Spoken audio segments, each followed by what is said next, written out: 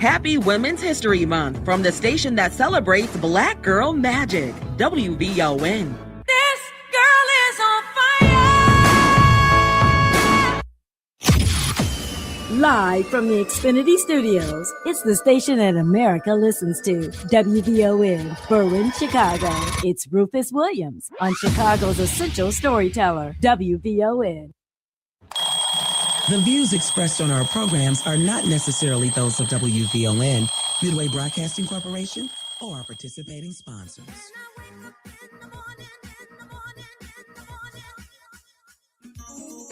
If you're not out of the bed yet, then what are you waiting for? It's the WVON Morning Show with Rufus Williams on 1690 WVON.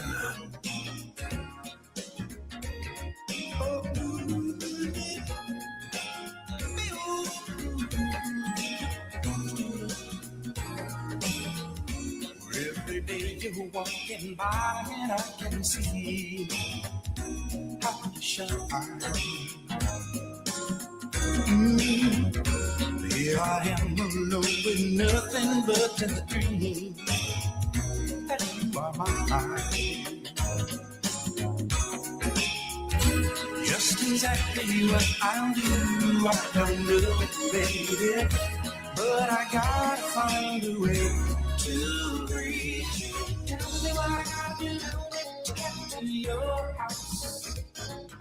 Tell me where I gotta go to be with you. Tell me what I gotta say to speak to your heart. Tell me what I need to know tonight. Keep your eyes on the road and both hands on the steering wheel. We will not be held responsible for any accidents. It's the WVON Morning Show with Rufus Williams on the Talk of Chicago, 1690 WVON.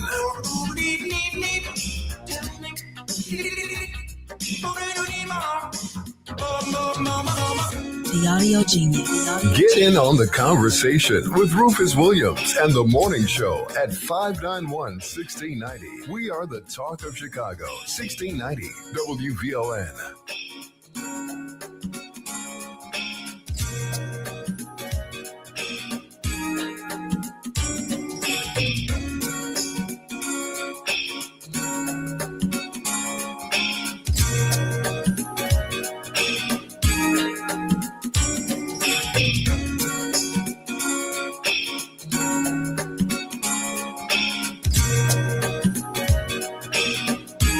Good morning, and welcome to the morning after. It is the 18th of March, the year 2026. It's Wednesday. I'm Rufus Williams, right here on the Rufus Williams Show.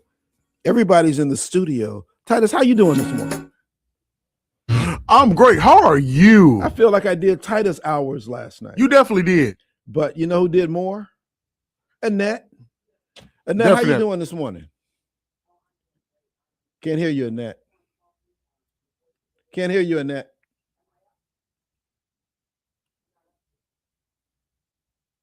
Hi, guys. Yeah, I was saying I'm sipping on coffee. The voice is just a little deep. I know I sound like a grown man, but that's what happens when you're just working on 10. You know, this is what they call in the business an overnighter. An overnighter. And when you start your day at 5 o'clock the next day and you just work through 5 o'clock the next day. So yeah, you were still here when I left last night. So it was good to see you come in, which means you did get home at some point. Yeah, had to get home, feed the dog and, take care of folks. But I'm back. And yeah, it was an incredible night last night. And Rufus, I want to definitely give a shout out to you and our panel last night for the most comprehensive election coverage that I've seen in years. I mean, you guys, you and Cleopatra, David Seaton, and our guest Eric Johnson, who were here in studio, along with a ton of our expert call-in guests, Brandon Pope, Ashley Munson, Del Marie Cobb. She even took a moment from the campaign when she was out with Sonia.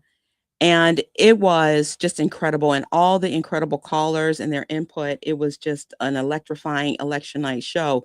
I mean, you guys, brought up things that people didn't even think about and parts of the election that is going to go with us for a long time. But yeah, thank you for your work and putting in the hours relentlessly right there at the mic. Well, let me say to you, you put together an incredible program for last night with all of us here, with people in the field, with the information you gave us to make it work. And as I mentioned, you were still here when we left last night. So thank you, Annette, for pulling all of this together. That's what truly made it happen. So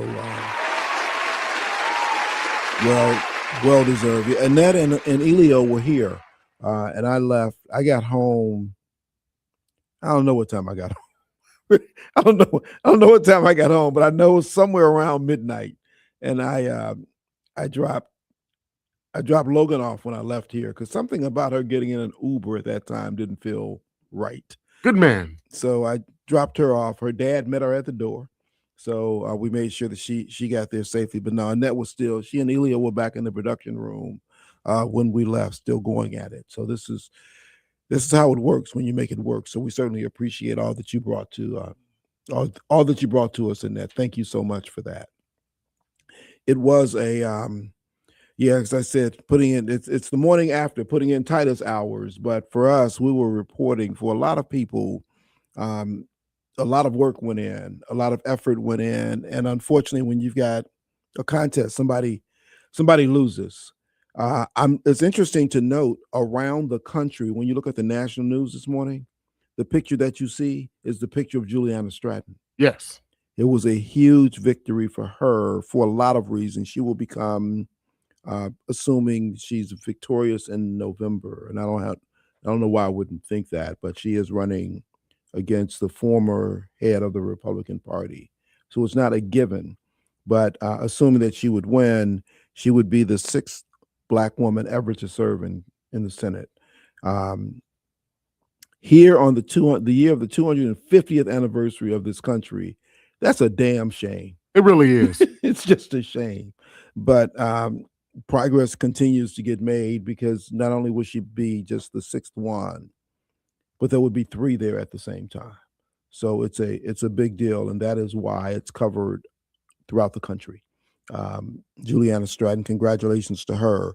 This, as I was watching the results come in, what I thought about, Titus, was the marathon in LA, right? Because this guy is all in front and he's cruising to the finish line, and all of a sudden the other guy steps up, the American steps up and beats him with 0.8 seconds to spare. Raja spent $25 million on television ads, got his name out pretty prominently some time ago. So all you were hearing was Raja. And for whatever reason, many people believe that he would be the victor because he was out there with so much support. And then things started going against Juliana. And Robin's a wonderful woman, a wonderful congressperson. She just didn't have the money. She didn't have the money to put out there. And we had some other conversations around the campaigning last night, but it turned out to be Juliana and Raja, and Juliana got 40% of the vote. I mean, I don't know who, maybe her team saw that, but I don't know who else saw it because I was pretty convincing. Yeah, definitely not me. Honestly, we talked on the side yesterday. I thought that it would be Robin Kelly was the victor. It just seemed like momentum was going her way. And so shout out to Juliana Stratton. Glad that she is representing us in November. So big win for her. Another one that I thought was a huge win that came in pretty quickly was President Tony Preckwinkle being brought back in. She beat the snot out of him. Yeah, that was crazy. That was I knew it. I had a bet with Annette yesterday, and I'm like, I'm pretty sure that's going to be the first race that's called yesterday. And when it was, I'm just like, I knew it. Beat him like he didn't even exist. Just beat him down. Logan was at his headquarters last night, and she said, yeah, it was pretty. They had a lot of cocktails, but it was pretty mellow. It was pretty mellow, and I don't even know what he was running on. I mean, he was trying. I don't know what he was running on.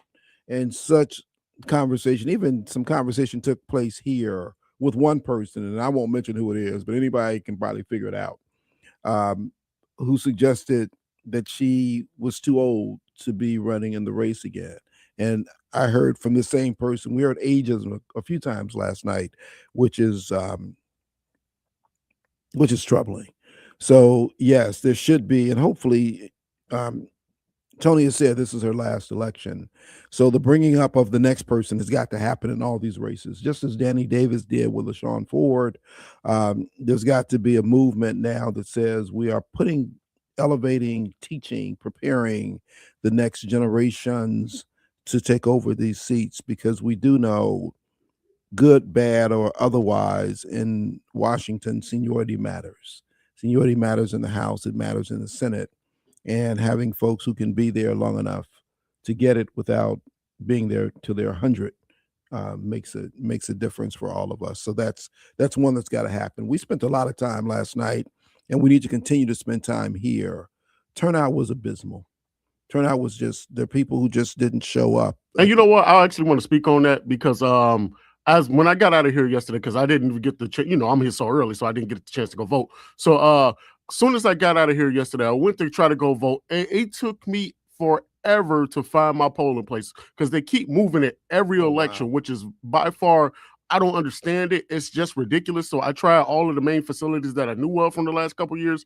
I finally found it and was able to vote. But I'm like, why do you keep changing it every year to make it harder and harder? It's just so disrespectful for the people in my community, because we're all trying to vote. So when I finally found the place and there was a line full of people trying to vote, and I just asked somebody, I'm like, hey, you know what? How long did it take you to find this place? And they're like, well, it took a couple minutes. I'm not going to lie. I don't understand why they keep moving it. And I'm like, that's the same thing that I'm keep saying. So I don't understand, in a Democratic-led city, mostly upper Democratic state, I don't understand why they keep moving the polling places. It really doesn't make sense to me. Well, maybe we should have somebody from the Board of Elections explain that to us, because I tell you, I voted in the same place for years, and I live in Lincoln Park, so I know that we get treated. They get treated differently. I just happen to be there to join in with it.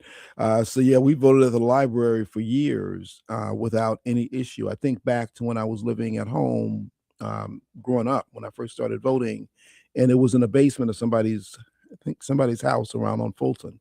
I always wondered why that was, but that's that's what it was. So I don't know the challenge that people have, but it should be easier. We'll talk about this part as well. Hopefully we'll have a chance this morning.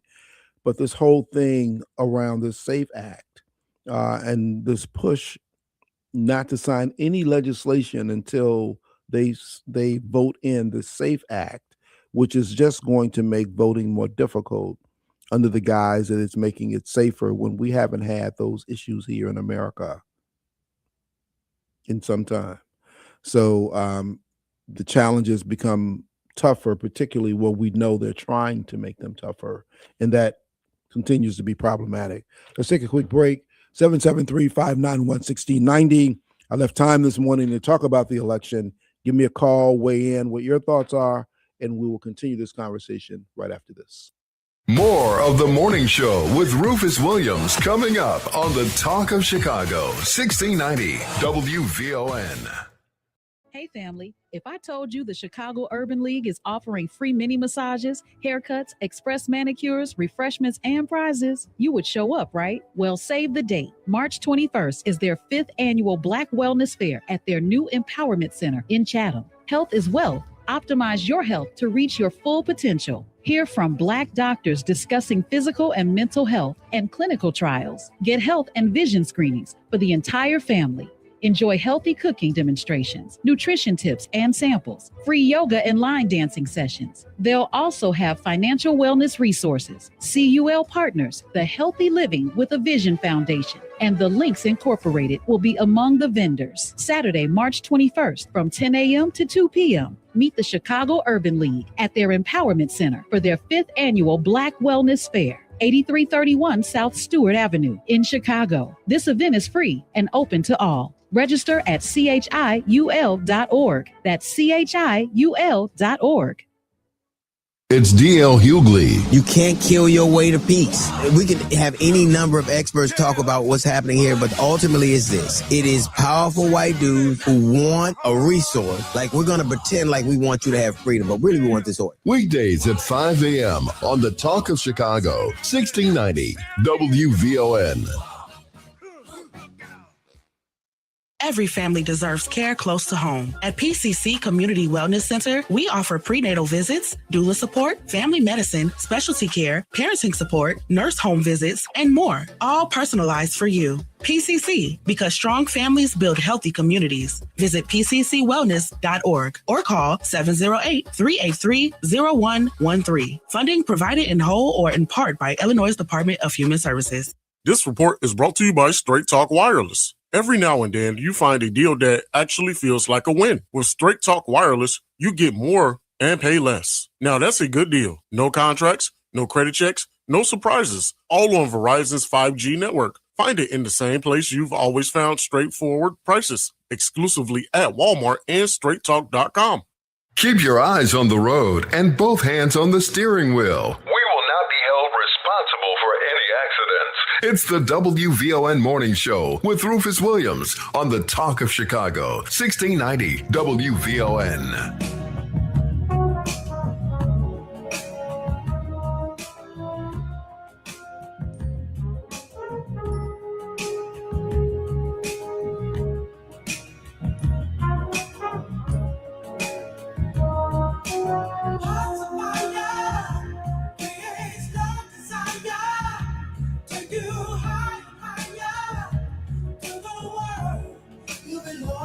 Welcome back. This is a new day. No more political commercials. No more political commercials. No more Kristi Noem. Man, what a great day. What a great day this is. This is an awesome day. This is a great day.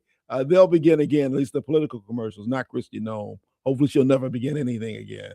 But here we are. Calvin Wood says that Raja didn't win because people did not want immigrant at senator. It's as simple as that. He voted for Stratton because he didn't want Raja. Okay.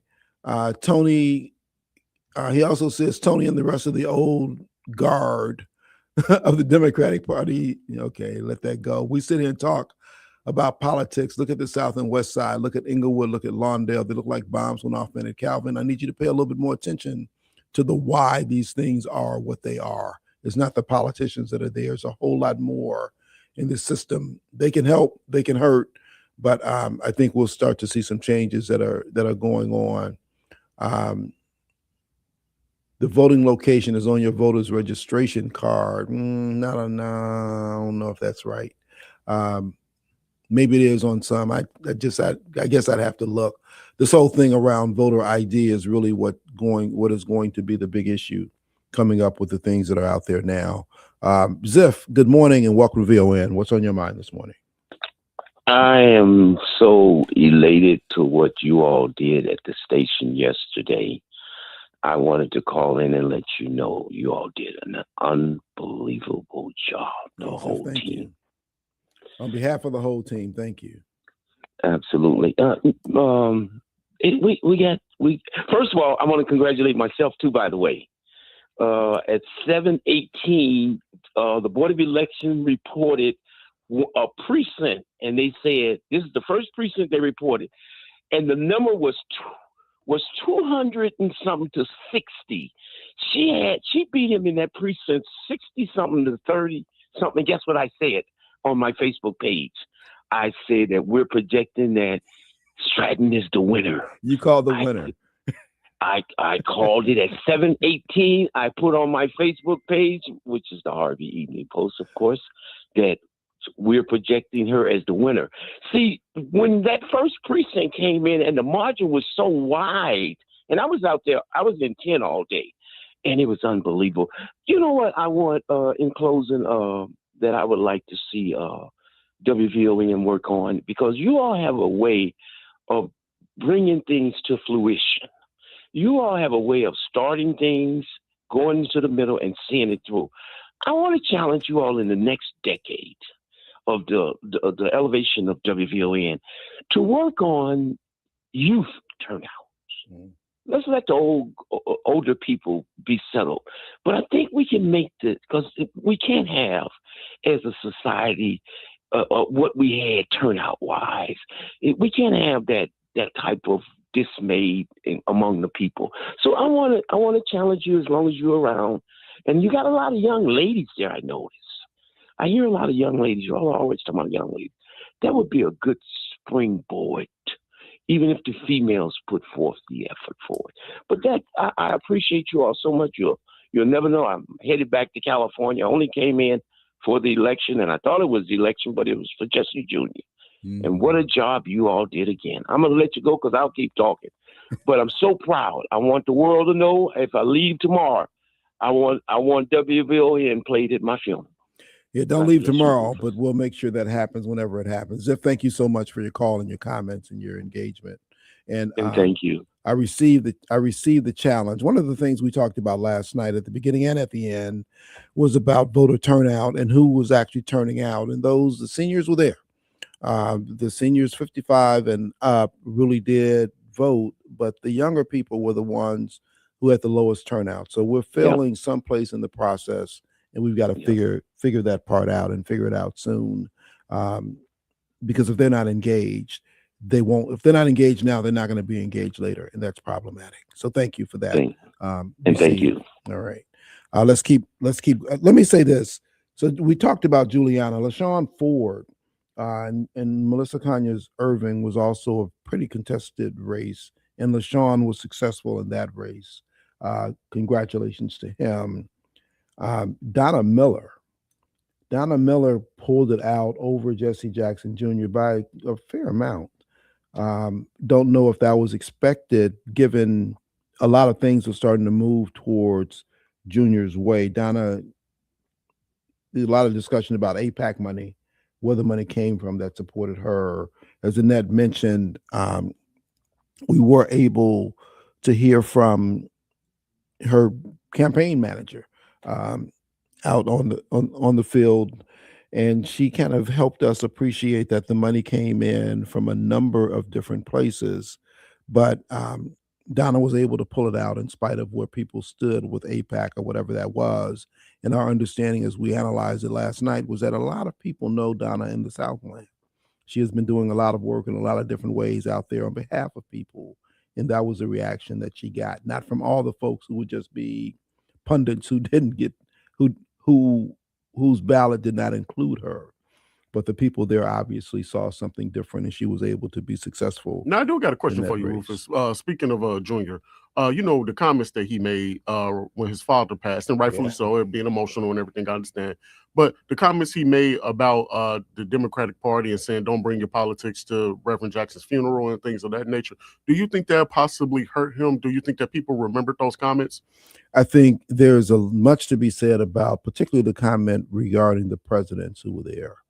And, this, I believe, was an emotional time, certainly for the family. And in that space, when he said they didn't really know his father, I think when you really get into that, on the day of the public service, we did hear from the presidents, all three of them. We heard from a number of people. There wasn't any time frame really put on the talks that people gave that day.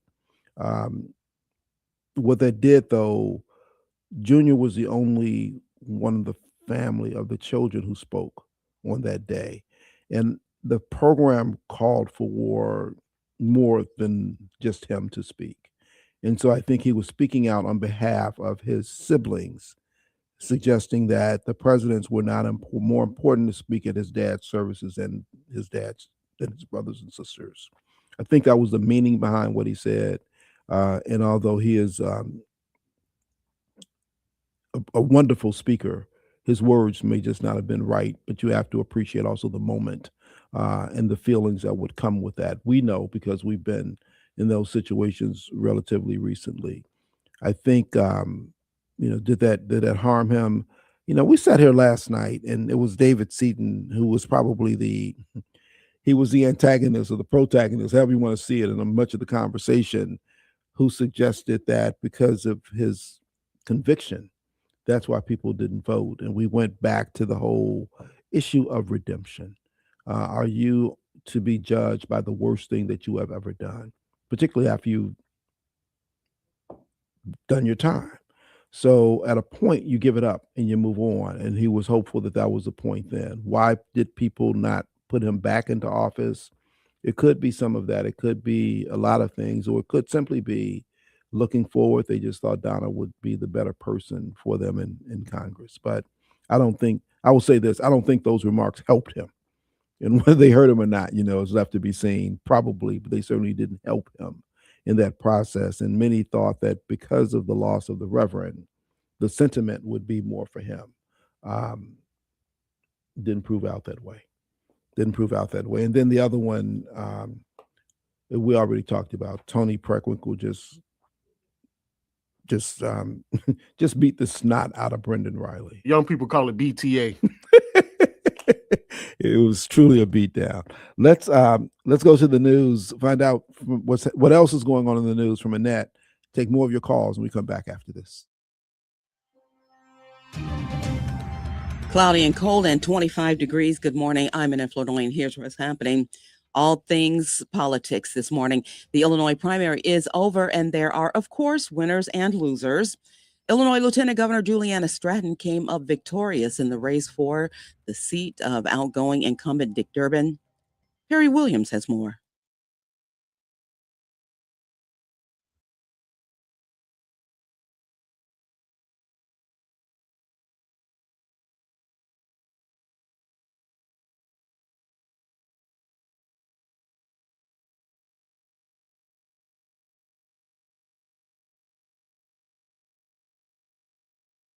Stand before you tonight as your Democratic nominee for the United States Senate. Stratton will now face Republican nominee Don Tracy in the November general election. She could make history by becoming one of 3 African-American women to serve in the Senate at the same time.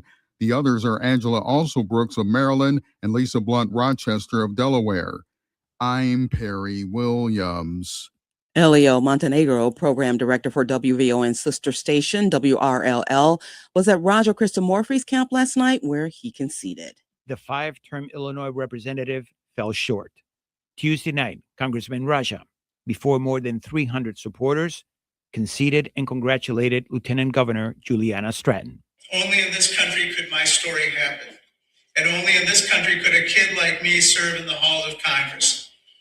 And now we must come together as Democrats and as Americans to make sure that we return to the principles that made us a beacon of freedom and opportunity for the world. He plans to support the Democratic nominee and finish out the year that's left in his term. Elio Montenegro, WVON, AM 1690. In other races last night, former Congressman Jesse Jackson Jr.'s political comeback will have to wait. Jackson was defeated by Cook County Commissioner Donna Miller in yesterday's Democratic primary race to represent Illinois' 2nd Congressional District. Miller will face Republican primary winner Mike Nowak in November for the opportunity to replace outgoing U.S. Rep. Robin Kelly. Meanwhile, Robin suffered a loss last night. WVON's Kendall Moore was at her camp. We will have a lot more throughout the morning on all the winners and losers in last night's races. That's a look at our news now on 1690 WVON. Traffic and weather up next. WVON News Time, 7:35. Xfinity Tech Support, Matthew speaking. Hi, I live in a pretty remote place, like Jurassic Park remote. No! Wow. Will Xfinity Mobile work out here? Yep, the combination of reliable Wi-Fi and 5G makes it so that you can stay connected in all kinds of places. Plus, you get access to ultra-fast speeds and coverage, whether you're poolside or out live streaming with a T-Rex. Hold still, you're about to go viral.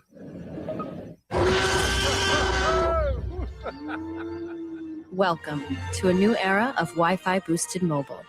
Cut your mobile bill in half with 2 lines of unlimited. Learn more at xfinitymobile.com. Xfinity. Imagine that. Watch Jurassic Park with Xfinity. Restrictions apply. Xfinity Internet required. Savings comparison based on promotional rate for 2 lines of Xfinity Mobile Unlimited versus 2 lines of T-Mobile Experience More, Verizon Unlimited Plus, and AT&T Starter as of February 10th, 2026. Taxes, fees, extra. It's Gospel with Pam Morris Walton, your gospel sister, on WVON Sundays, 11 to 2 p.m. Music to help you on your journey. I'll see you there, WVON. It's Rufus Williams. Honored to have in the studio with me this morning, Congressman Danny Davis. Thank you for your analysis. I heard you as I was coming in and your assessment. I listen to you even when I'm in Washington. Weekdays at 7 a.m. on the Talk of Chicago, 1690 WVON. Hey, it's Cleopatra Draper. Join me for the Midday Show, weekdays at 9 a.m., where we'll sip and spill all the tea. Do you want it hot or cold? Either way, we're serving up the flavor of the day. Weekdays at 9 a.m. right here on the station giving you what's now and what's next. 1690 WVON. This is your host and life coach, Linnell Harris, and I want you to join me every Sunday morning from 7 a.m. to 9 a.m. for Inspirational Perspective. On Inspirational Perspective, we talk life vision, life purpose, and the show is all about helping you live the best life possible. So join me as we look at supporting you in living the life you intend to live and making your life's vision a reality. Every Sunday morning at 7 a.m. on the Talk of Chicago, 1690 a.m. WVON. This report is brought to you by ComEd, powering lives. Here's a great savings idea. Did you know you've got the power to manage your energy? Yep, from usage alerts to energy savings programs and more. ComEd has all kinds of ideas to help you gain control over your energy cost. Find out more at ComEd.com/energy savings. WVON traffic and weather now. Travel times are ramping up pretty quickly this morning. We're already looking at a 30-minute triple on the inbound Ryan from 95th Street into downtown. Getting to the Ryan along the Bishop Ford right now, you'll move along at the posted speed, but we are seeing some brake lights right around 111th Street. Tuskegee Airmen Memorial will slow down right around 103rd. DuSable Lakeshore Drive, northbound 67th Street to Jackson, just fine for now. On the south end, Hollywood to Monroe, we are seeing some brake lights right around Foster. Already a 51-minute triple on the Stevenson from I-355 to DuSable Drive. The Eisenhower, an hour already from Thorndale to the Burns Circle, that outbound trip 45. And the Kennedy, a 55-minute trip in from O'Hare to downtown. Getting to the airport, you'll need 30 minutes. Cloudy skies and a little chilly this morning, rather cold. Temperatures right now in the 20s. The National Weather Service says we may make it into the low 40s today. It's 25 at O'Hare, 25 in Hyde Park, and 25 degrees here at the Talk of Chicago. That's a look at traffic and weather now. I'm NF Lenoy on the Talk of Chicago, 1690 WVON. If you're not out of the bed yet, then what are you waiting for? It's the WVON Morning Show with Rufus Williams on 1690 WVON. If you're not out of the bed yet, then what are you waiting for? It's the Let me show you the way to go. Welcome back. Okay, Titus, you're getting heat, man. People are saying you need to just go out and vote early. Here's the funny part about that. They know I'm here all day, every day, right? So how am I going to go out early vote and I'm always busy? The second part about that is I did vote. So let's not act like I didn't do my civic duty. I did vote. You got it done. You're just talking about the challenges of it. That's all, but it got done. It got done. I know how important it is, and I know I wanted my voice to be heard. And so, yes, I did vote. And I encouraged other people, and I took people with me. So I know I'm getting the heat right now, but I did vote, and they voted around me. So it was a great day yesterday. All my siblings voted that live in Chicago. I got my cousins to vote as well. So, it was a good day. So take that. Titus, there was a big baseball game last night. Yes, it was. Fun game. And some said it was an upset. I agree. Well, the USA is not the baseball champions, but I have different feelings about it.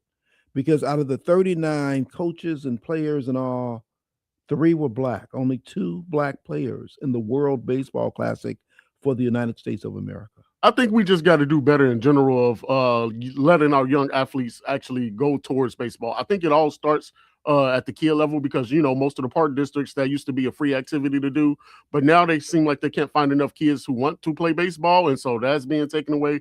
Getting equipment is also an issue. But that used to be one of the best games to play in the summertime just because you can just ground up all your friends and just, hit the ball and, catch the ball, things of that nature. So I think it starts at the very basic level and then it works its way up.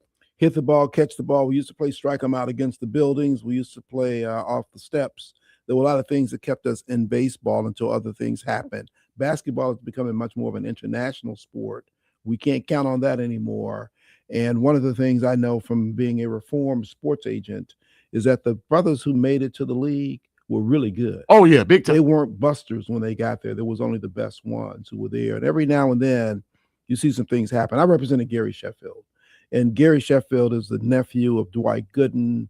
And when I was down in Florida, there was Derek Bell. There were a lot of guys around that era from right there in Florida where they were really getting it done. So I was asking, is there something in the water? Is there something you all are doing that's creating these great baseball players? But whatever it was still doing it. Gary's got one of his sons, if you've seen him play, he's in college now. Oh, yeah. But he's handling the bat just like Chef did during that time. So it still comes back somehow.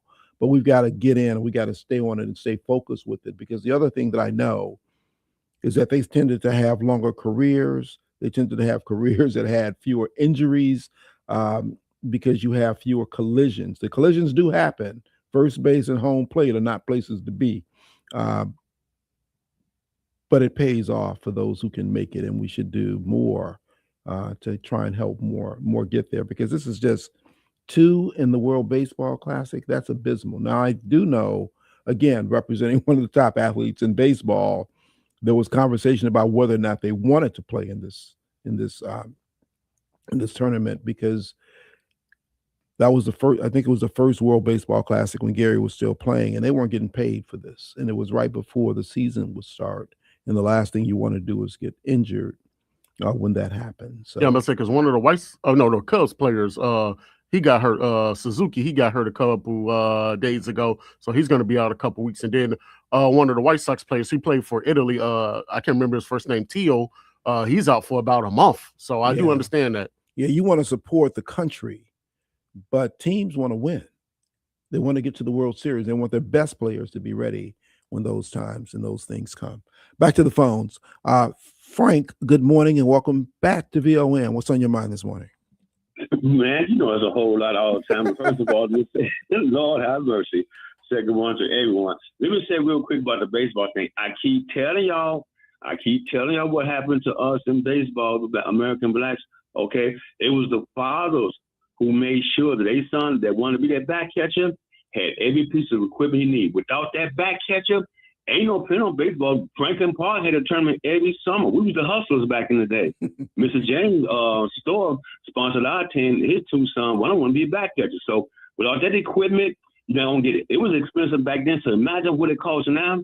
And you got the majority of the household single-parent mom, right? And you were a single-parent dad back then. He found a way to get that equipment. But the single-parent mom, how much backwards was it? Are you crazy? I can't afford that. I'm telling you, that's what's doing it. Without that back catcher, you can forget about playing lead ball. Okay, I'm so happy for about last night.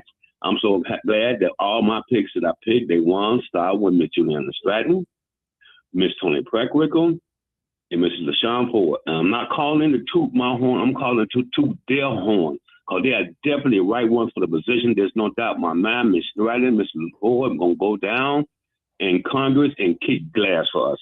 If I ever met her, I would let her know I was her #1 fan from the very beginning when she jumped into the race. Even before JD caused different person. No, I don't follow like that. I'll just only say to her, please pick up what Jasmine Crockett left off at. Don't take the light off Donald Trump. Go after him now. You in the blue state. You got 6 years.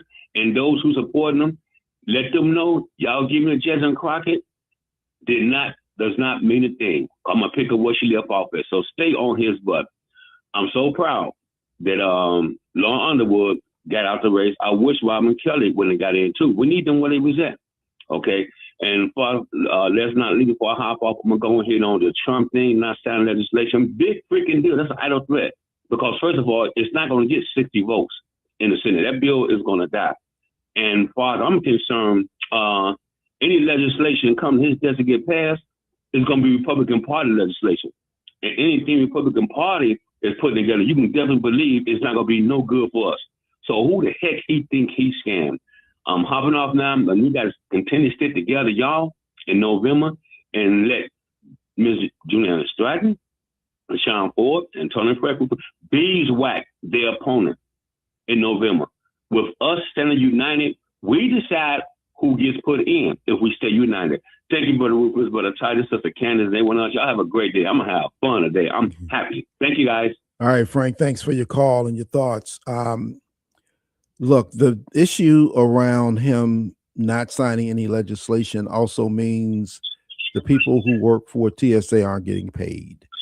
This has been the problem because this is why they're showing now long lines in Atlanta's airport and Houston's airport and others because he doesn't seem to have much regard for those who are otherwise imposed upon by not having those things signed. Take a quick break. Take more of your calls when we come back after this. I know you're gonna dig this. As reported earlier, Christy Nome is gone. See, it You should never be trust a gnome, though. Only reason you trust a gnome is around Christmas. That's it. Or in the in the garden. In the I garden. told you, her and Pam Bondi and Chrissy Nome and Donald Trump wear so much makeup, they hug each other. They'll make a creamsicle. Donald Trump look like his makeup is Dorito dust, doesn't it? It's the DL Hughley Show. This Women's History Month, WVON celebrates the women who refuse to be silenced. This is Women Who Roar.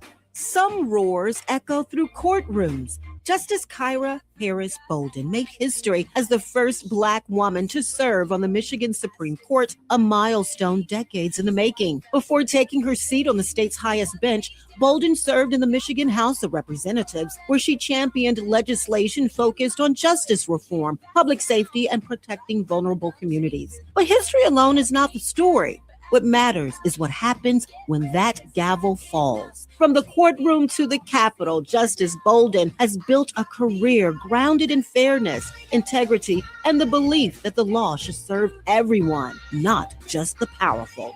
Her roar is measured. Her roar is principled. Her roar is justice.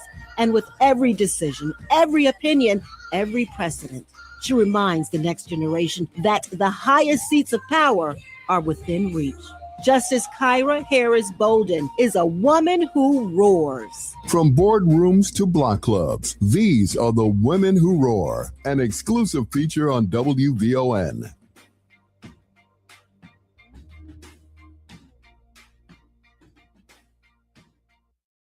Cancer isn't just a diagnosis, it's a journey. This Saturday on U Chicago's Medicine's Community Health Focus Hour at 1 p.m., host Cedric McCoy will discuss cancer care, prevention, management, and healing. Hear powerful stories from survivors. Get expert tips from UC Medicine physicians. Learn how to protect yourself and your loved ones, and discover real resources that can make a difference. Listen on WVON and Facebook Live. The Community Health Focus Hour, Saturdays at 1 p.m., powered by the Urban Health Initiative of U Chicago Medicine at the forefront. This report is sponsored by Dairy Queen. Whoever said opposites attract was definitely talking about the new spicy menu at DQ. Spicy flamethrower chicken strips served with a dip of DQ soft serve. Sounds wrong, but tastes so right. The new spicy menu at DQ. Happy tastes good for a limited time at participating locations. WVON traffic and weather now. Inbound Bishop Ford, not too bad. Just about an 18-minute trip in from I-8094 to the Ryan with a few brake lights approaching 111th Street. Tuskegee Airmen Memorial, no major problems there. Slow still around 103rd. DuSable Lakeshore Drive, things are still pretty quiet there. You'll move along pretty close to the posted speed as you make your way from 67th Street to Jackson. On the north end of DuSable Lakeshore Drive, Hollywood to Monroe, we're still seeing some heavy traffic right around Foster. The inbound side of the Ryan still moving along at a 30-minute trip from 95th Street into downtown. Turning to the Stevenson, still 51 in from I-355 to DuSable Drive, outbound just fine. The Eisenhower slow early this morning, an hour from Thorndale to the Burns Circle, outbound now 45. The Kennedy still 55 from O'Hare to downtown, 30, making your way to the airport. A cloudy Wednesday in Chicago. The National Weather Service says we're going to top out somewhere around 42 today. Currently steady at 25 at Midway, 25 in Bronzeville, and 25 here at the Talk of Chicago. That's a look at traffic and weather now. I'm Annette Flournoy on the Talk of Chicago, 1690 WVON.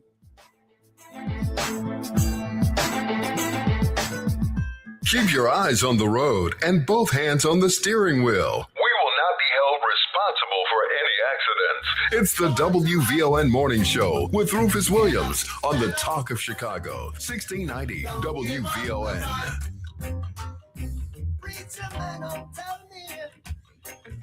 We're back to the phones, but first there's a question of who won for the Republicans for Senate. It was Don Tracy, the former head of the Republican Party here in the state of Illinois.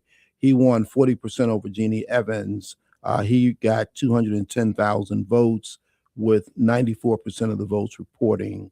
I just take that and contrast that to Juliana Stratton, who also got 40% of the votes, but she got 473,000 votes. So whether that matters when we get to the general election, I think so much as we talked this morning, as we talked last night, as we'll talk going forward, is about turnout. People have got to get up. People have got to get out. People have got to get to the polls. Brother Hall, good morning. Welcome to VON. What's on your mind this morning? Good morning, brother. Good morning. How are you? Doing great. A little tired, Good. but other than that, I got a I know. 34. I know. I was actually finna commend you on a well done show. But you know, Rufus, I thought you were a poodle. I didn't know you were a pit bull. I don't know what that means. Yeah, you know what it means. But just in case the audience don't know what it means, see, as one thing I can say about you, brother, and I certainly appreciate it, you've always been consistent and you listen well, and it was time to bite, you bite. So I enjoyed the show last night. I'm like Zip. It was really, really a good show. We need to do more of that, but not just in terms of the politics from that perspective. I think we need to take that on, as you just got through mentioning about getting out the vote. See, back in the day, we had a thing called Get Out the Vote, and we even included the music as well. I was glad to play a part of that. That's important that we focus on our young people, because it was a disaster yesterday in terms of the numbers. Yeah. We know that, and we know we have the numbers. And why do we need to do that? Because then if we do that, we don't have to depend on who's going to help us, who's going to push our candidate through. We can push our own candidate through. But we must have a plan and be consistent of doing that. Now, why did I say that? Because God is not through with the young brother, which I'm speaking of, none other than Jesse Jr.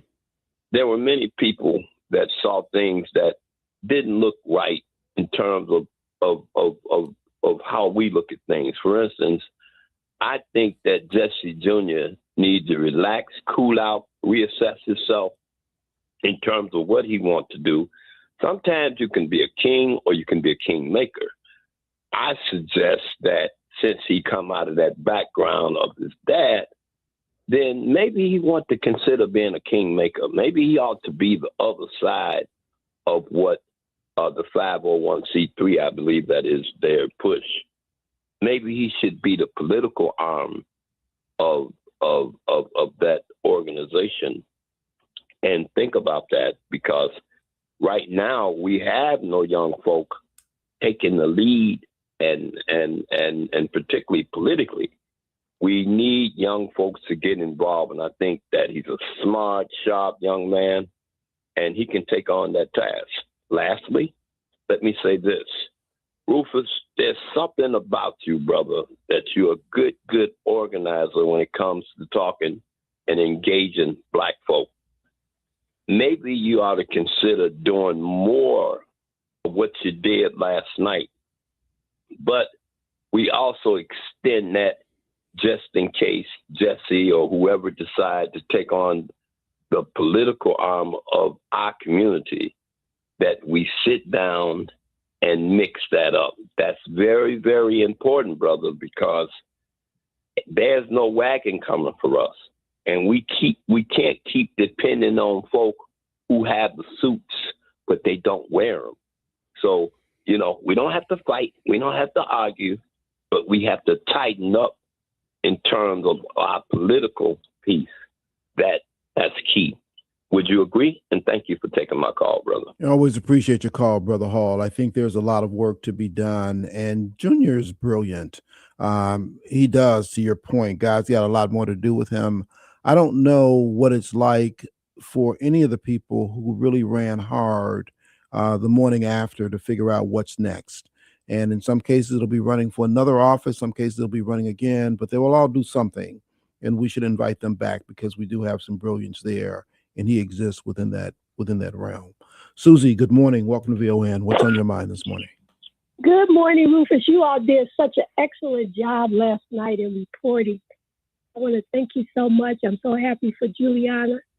As far as the assessor, I don't know. I don't think there's going to be any changes. You know, I think a lot of it has something to do with board of review.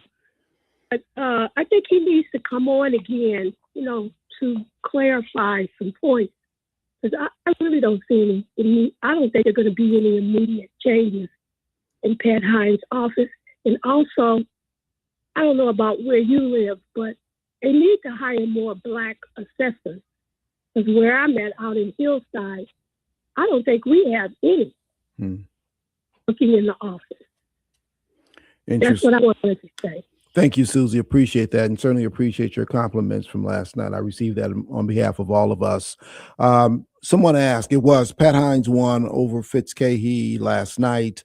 You know, I had an opportunity to talk to both of them here on the show, and I think we still need to better understand how these taxes are let.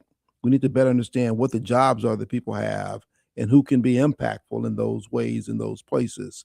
To your point, I don't think we're going to see much change either. And even when I asked Pat Hines directly, when will we see anything from the things he was suggesting, whatever those things were, the answer was 3 years. So don't expect anything to change anytime soon.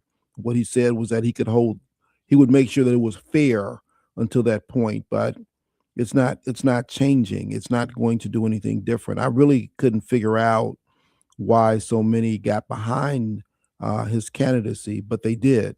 And he was successful in the end. I just don't think that we're going to really see much else there. It's going to be, it's going to still be expensive for many people. And one of the things that Fritz said he was trying to do was to make the system more fair and really push back on some of the commercial properties that were getting reductions in their taxes, because at the end of the day, if commercial properties get reductions, then we pay more. The bill doesn't change overall. It's just who's going to put in the money. And I didn't hear much about how that was going to change in this election. Apparently some other folks did, but he is the one who's there. And for whatever it is, we need to still hold people to account, whether we voted for them or not, in order to get the results that we need to get. But we do have to truly understand who's responsible for what and make sure we push the right levers on the right people. Let's find out from Annette what's in the headlines and what's in Black Information News. I'll take more of your calls when we come back after this.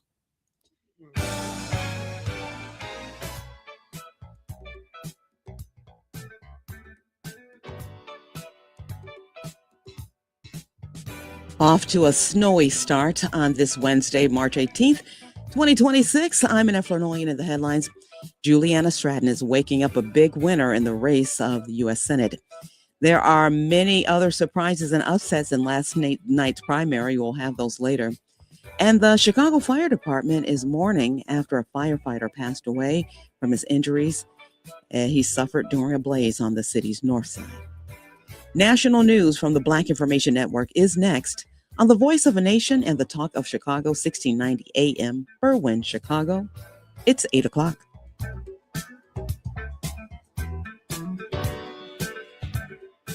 President Trump is casting doubt on whether Iran's new supreme leader, Mojtaba Khamenei, is alive, saying he may be badly disfigured or missing a leg after U.S.-Israeli strikes killed his father. They have no leadership. The leadership is gone.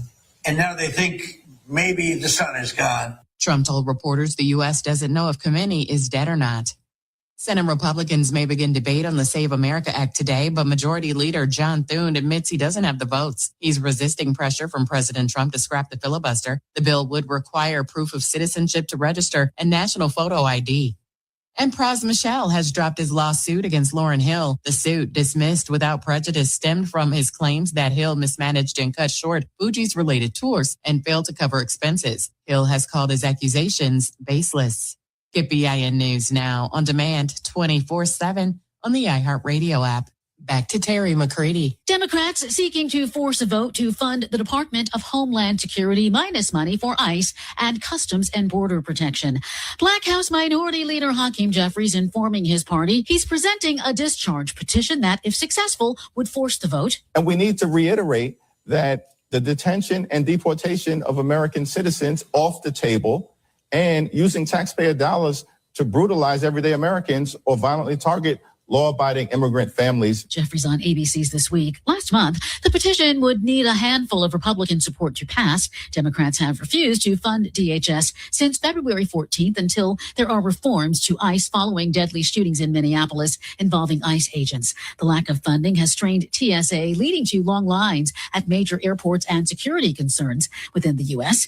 Jeffries has had success using the discharge petition already, forcing votes to extend Obamacare subsidies and the release of the Epstein files.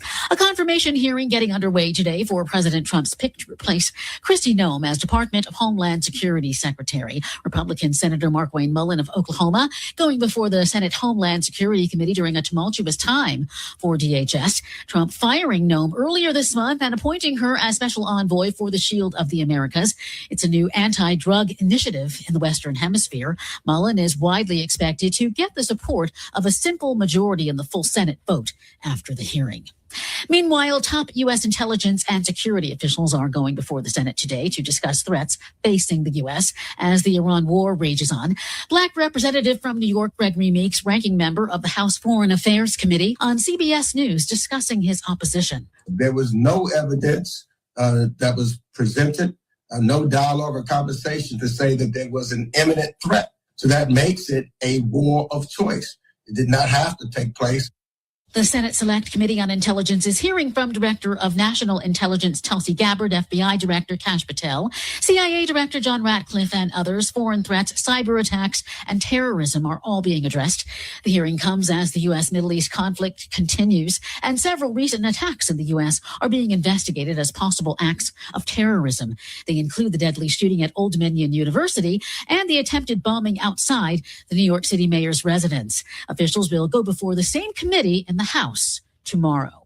The Dallas Cowboys are focusing on their future, but one of the franchise's former players has his eye on a political future. Black former defensive end Marcellus Wiley hopes to mount a challenge against the LA mayor next year in hopes of uniting the city. Wiley has already been working to reshape Los Angeles through Project Transition. The nonprofit launched in 2018 and provides underserved youth with mentorship, life skills, and developmental opportunities. Stay informed, stay connected, and subscribe. Follow VIN News this hour wherever you get your podcasts. I'm Terry McCready for the Black Information Network. This report is brought to you by ComEd, powering lives. Here's a great savings idea. Did you know you've got the power to manage your energy? Yep, from usage alerts to energy savings programs and more. ComEd has all kinds of ideas to help you gain control over your energy cost. Find out more at ComEd.com/energy savings. Remember when getting your hair done wasn't just a beauty ritual, but a bonding experience? From hot combs in Grandma's kitchen to laughter in the local beauty salon, it's a journey rooted in love, legacy, and style. Join Nidra Williams, owner of Solo Beauty Supply, for the Business of Black Hair, Tuesday nights from 9 to midnight. She's bringing the sisterhood back. One story, one strand at a time. It's more than hair, it's heritage. Join the sisterhood, Tuesday nights at 9 p.m. on the Talk of Chicago, WVON. Hey everybody, it's your boy Maticus, the Black Spartan Show. It's the Black Talk Check-In every day from 12 to 3 on your favorite radio station, WVON. We are speaking Black power to Black people every single day. Facebook Live, join us. The conversation is blasting there. Share it with everybody you know. This talk needs to be heard all around the world because it's the Black Power Station, 1690 AM, WVON. It's Rufus Williams. Every weekday morning from 7 to 9, I break down what's really going on, politics, power, and the people shaping our communities. Think of it like your morning newspaper, headlines, context, and what it actually means. So you can take it in, sit with it, and move smarter through your day. If you're part of the Root Crew, you already know. And if you're watching on Facebook Live, the comments are a whole other show. A family reunion happening in real time. Listen live or on the WVON app. Or join us on Facebook Live. It's the Rufus Williams Show, weekdays 7 to 9, right here on 1690 WVON. Hey everybody, this is Kendall Moore, the Kendall Moore Show, getting you from your work week to your weekend each and every Friday night from 6 until 9 p.m. I get you from your work week to your weekend. Church, tabernacle. Kendall Moore, radio for the next generation on the Talk of Chicago, 1690 AM, WVON.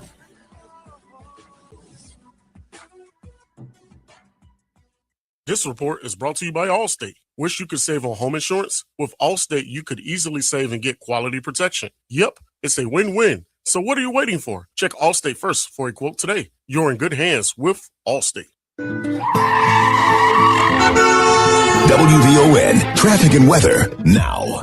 Just a slight bump in your travel times along northbound DuSable Lakeshore Drive. That trip from 67th Street to Jackson, now 17 minutes, with just a few brake lights right around Hayes. On the north end, Hollywood to Monroe, still heavy right around Foster. The inbound side of the Ryan, 95th Street into downtown, still just about 30 minutes. Inbound along the Bishop 4, I-80-94 to the Ryan, just about 17 minutes. You're heavy still right around 111th Street to Tuskegee Airmen Memorial, slow at 103rd. The inbound side of the Stevenson in from I-355 to DuSable Drive just bumped up to 52 minutes. Outbound just fine.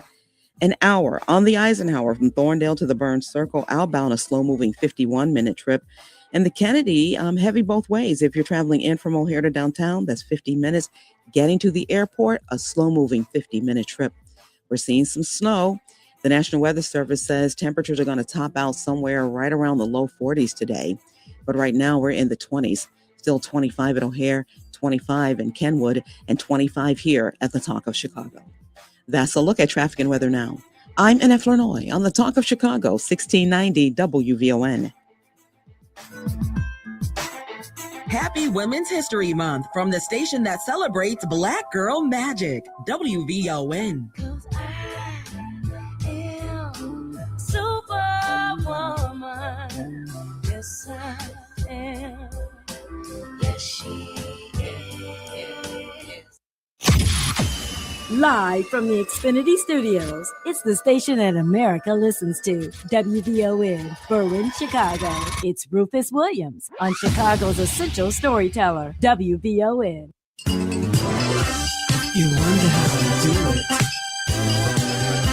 It's just one simple rule. I'm just cool. Honey, baby, can't you see? Girl, I'm so cool. Ain't nobody bad like me. Hey. R-U-F-U-S.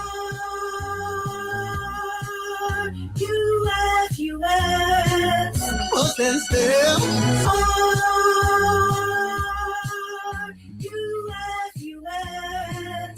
I'm just cool. Honey, baby, can't you see? Girl, I'm so cool. Ain't nobody bad like me.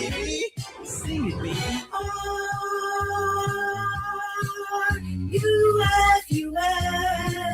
What's that thing? R-U-F-U-S.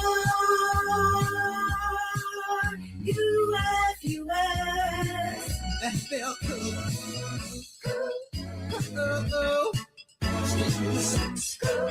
The audio genius. The audio genius. The audio genius.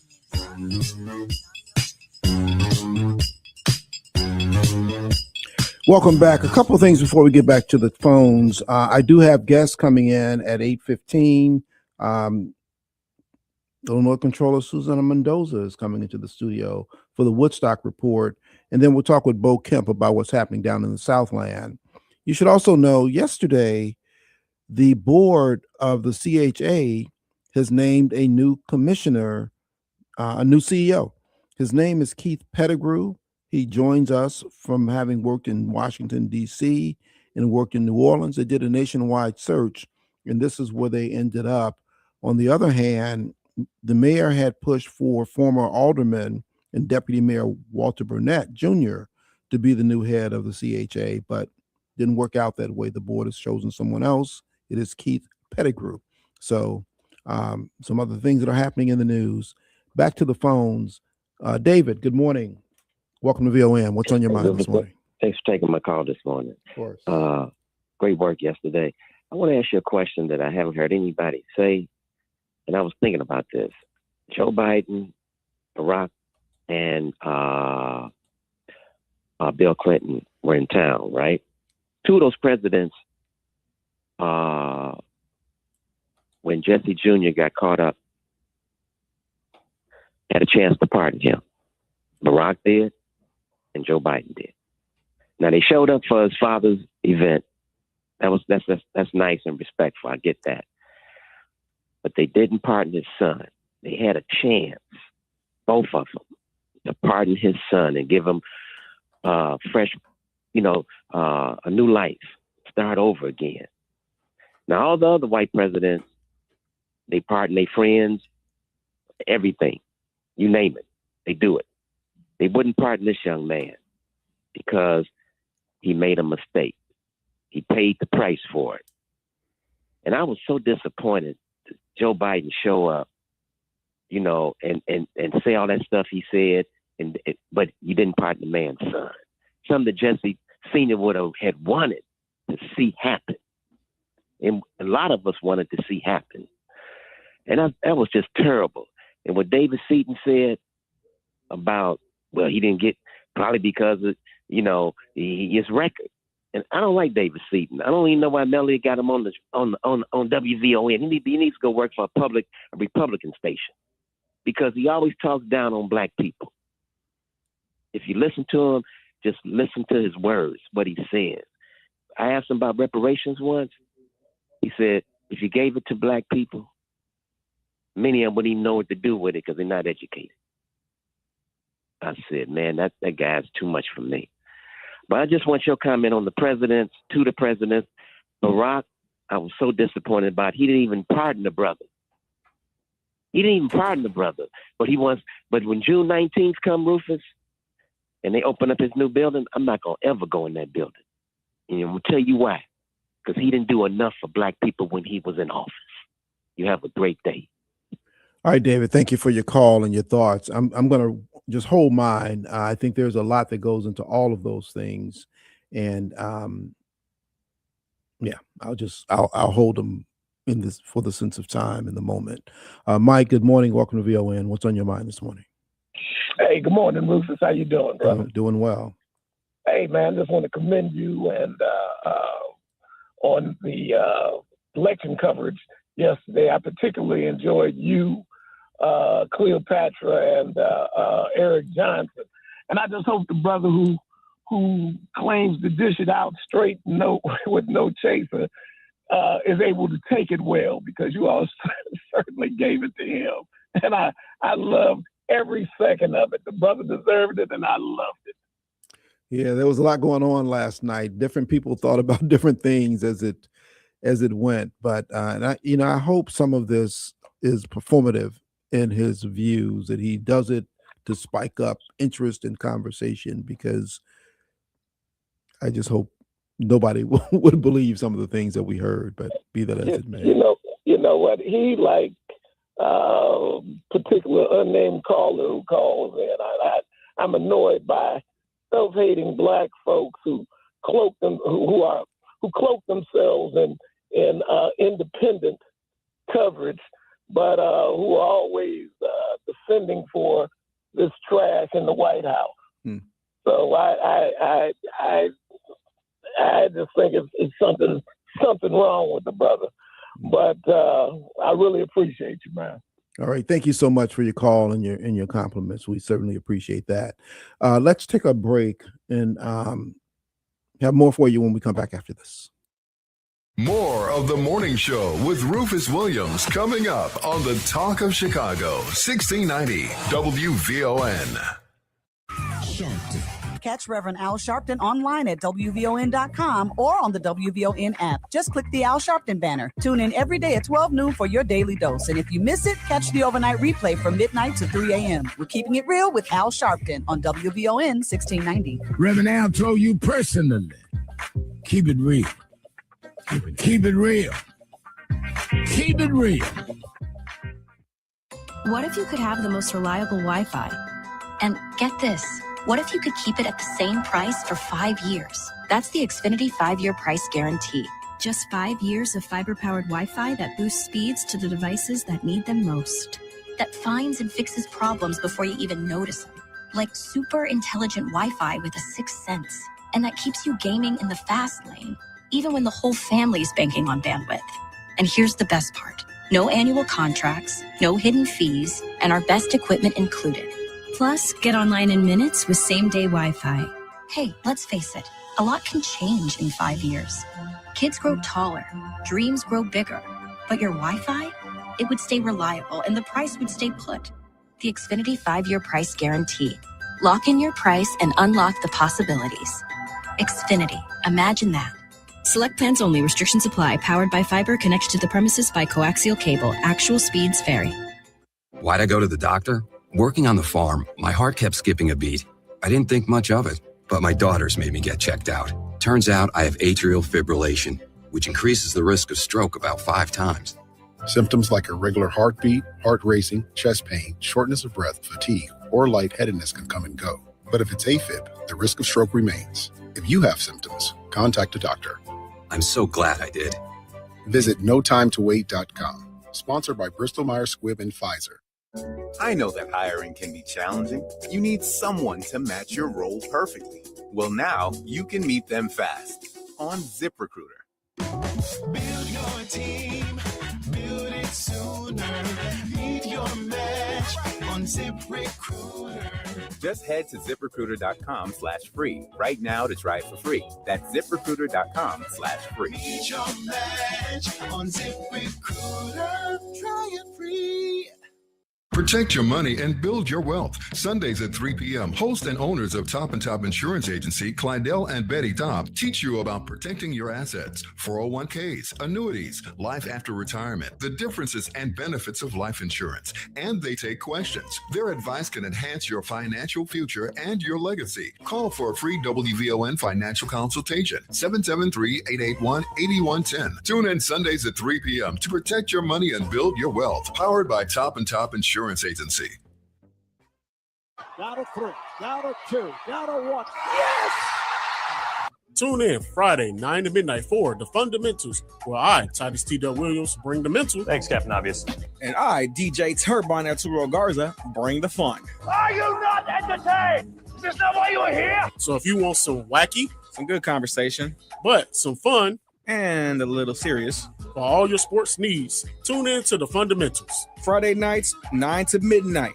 We'll see you there. You like that? You like that? Have you checked out WVON's digital streaming network, Bond TV? It's everywhere on Roku, Apple TV Plus, Amazon Fire, on the WVON app, and at VON.TV. Bond TV, it's cultural content on purpose. This report is brought to you by Wendy's. Try Wendy's new Cinnabon Pull-Apart. Wendy's new Cinnabon Pull-Apart is here to satisfy morning cravings with its warm, sweet cinnamon sugar rolled dough, ooey gooey texture, and signature cream cheese frosting. Get the best part in every bite this morning with Wendy's new Cinnabon Pull-Apart. Only at participating U.S. Wendy's.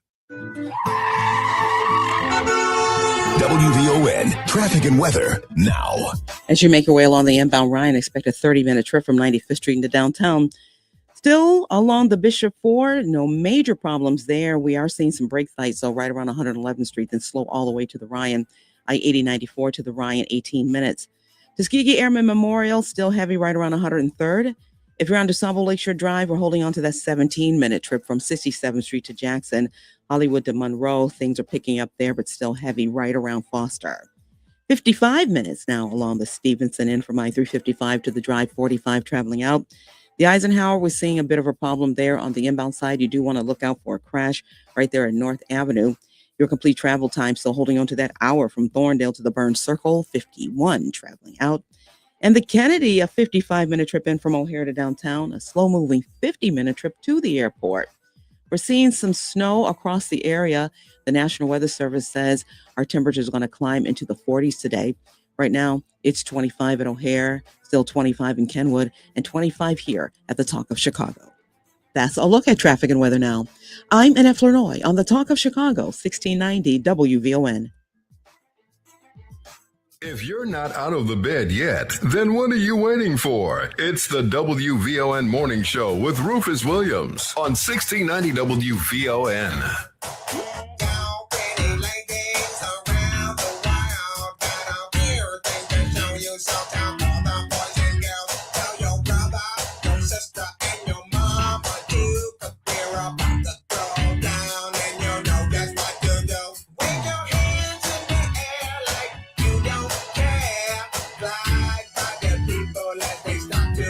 Welcome back and back to the phone lines. Will, good morning and welcome to VON. What's on your mind this morning?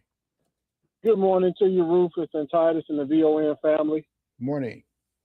Hey, I listened to you guys over Alexa while watching WGN with the TV turned down. So great coverage by you guys. Thank you. Hey, Rufus, I want to go back to what you said as a former West Sider that went to Austin High School, your rival, or Yes, you were. Those were physical fights between Austin and Oh, yes. Don't even get me started. I still got some back aches from that Central Bus and Cicero fights coming from Hanson Stadium. So, I too, like Titus, was in love. I was a catcher, a back catcher for my little league team, and when I went to high school and probably playing football.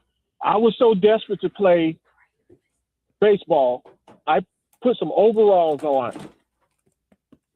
Took the Central and Lake bus downtown to Woolworth and stole a Rawlings catcher glove and put in my overalls and came back home with it because I wanted to play baseball that bad. And my father was not going to spend $40 for it. But I just wanted to put that out there to show how passionate we were. And I was cheering for the team that had more of the people that looked like us. You know, if USA won, great.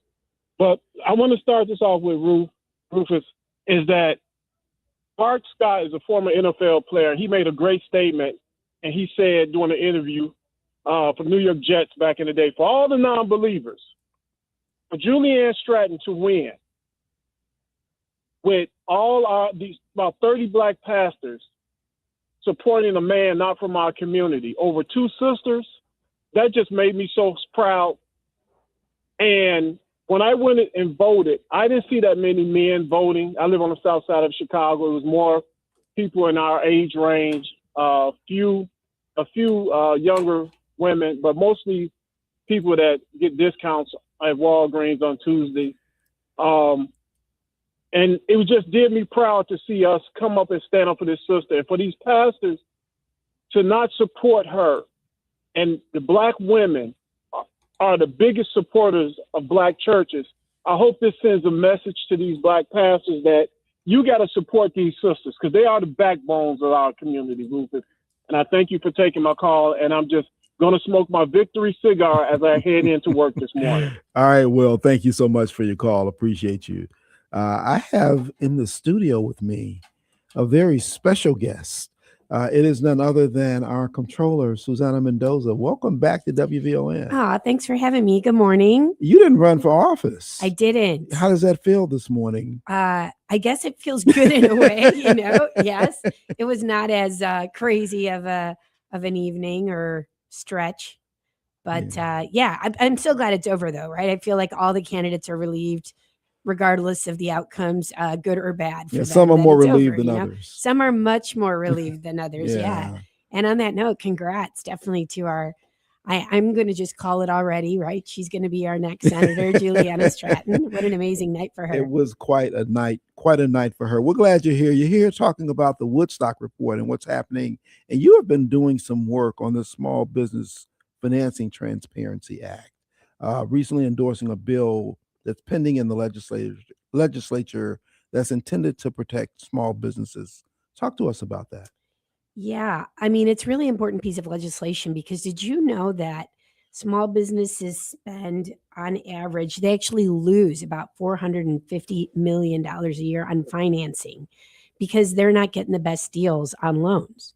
So if you think about you and I, if we want to shop around for, let's say, a car loan, right? We'll say like APR of 0% financing or APR of 7.2% financing or APR of 3% financing.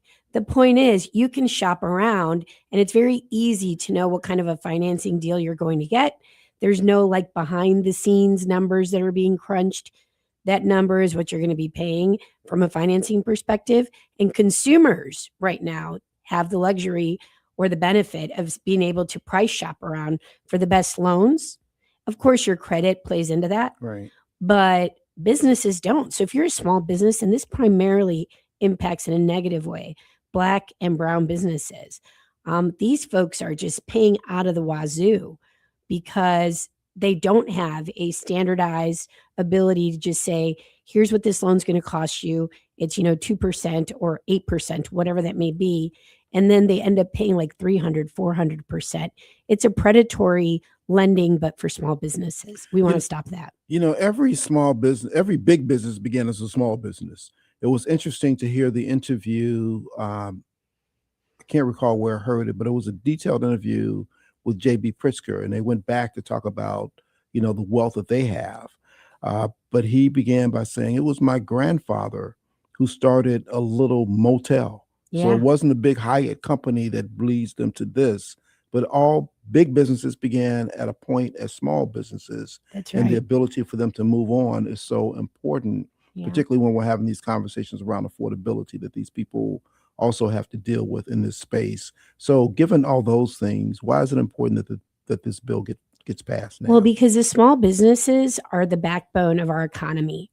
Certainly in a city like Chicago or in a state like Illinois, which I represent the whole state. But here in the city, the ones who are employing the most are small businesses. In fact, small businesses employ 44% of the workforce.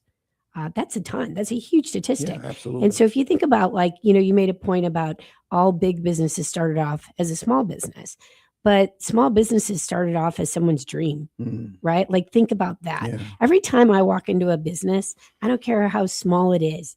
Like I walk into there and I think to myself, wow, this is the manifestation in real life of someone's dream. And we should be making it as easy as possible for people to bring those dreams to fruition, right? You start small. The next step is to grow your business, maybe, expand within your own space. We've seen that, right? There's a little taco joint that I love on Pershing and Archer called Tia Luis Tacos. And I went there, I want to say like 30 years ago. And it was this tiny little thing. And now, over the years, they've expanded within their same footprint, took over like the rest of the building, and then now even moved next door. And they have like the parking lot has now become like an outdoor cafe. And now they own the building next to them. And it's just, that's not a gigantic business, but that dream has just continued to grow and grow. And you could say the same whether it's a restaurant or a little like just novelty shop. That was someone's dream. And when we make it really hard for them to be able to finance creating this, it's not a dream just for them.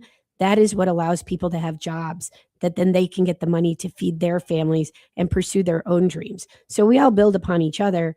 And we want to make sure that these businesses, they have a dream, but they might not have the financial acumen to understand how to get this dream moving forward at the least amount of cost to them as possible. And they get taken advantage of all the time by unscrupulous predatory lenders who end up charging them in the triple digits when it comes to financing. That is truly loan sharking. Talk about how this issue disproportionately impacts Black-owned businesses and the broader Black community and just small business owners in general. Well, Black community in particular lack the the financial, like think about the financial history, right, that goes into play here. These are disenfranchised communities to begin with. So everything's harder right from day one. And then on top of that, you know, our communities, like I grew up in a household, even though I'm obviously not Black, I'm the daughter of Mexican immigrants, but I was always told by my You're not parents. Black? I know, you didn't notice. But my point is, my parents, Mexican immigrants, would always tell me, don't talk about money. It's rude to talk about money. Don't ever ask somebody how much money they make. You know, honey, it's like a lack of education to, like, you know, ask people those things.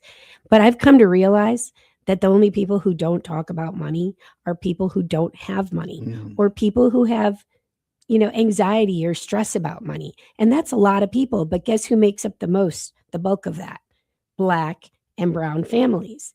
And so we grow to almost have this disdain towards money or people with money, instead of educating ourselves on how to make our money work harder for us, instead of us work harder for each dollar. But you're never going to figure that out just by accident.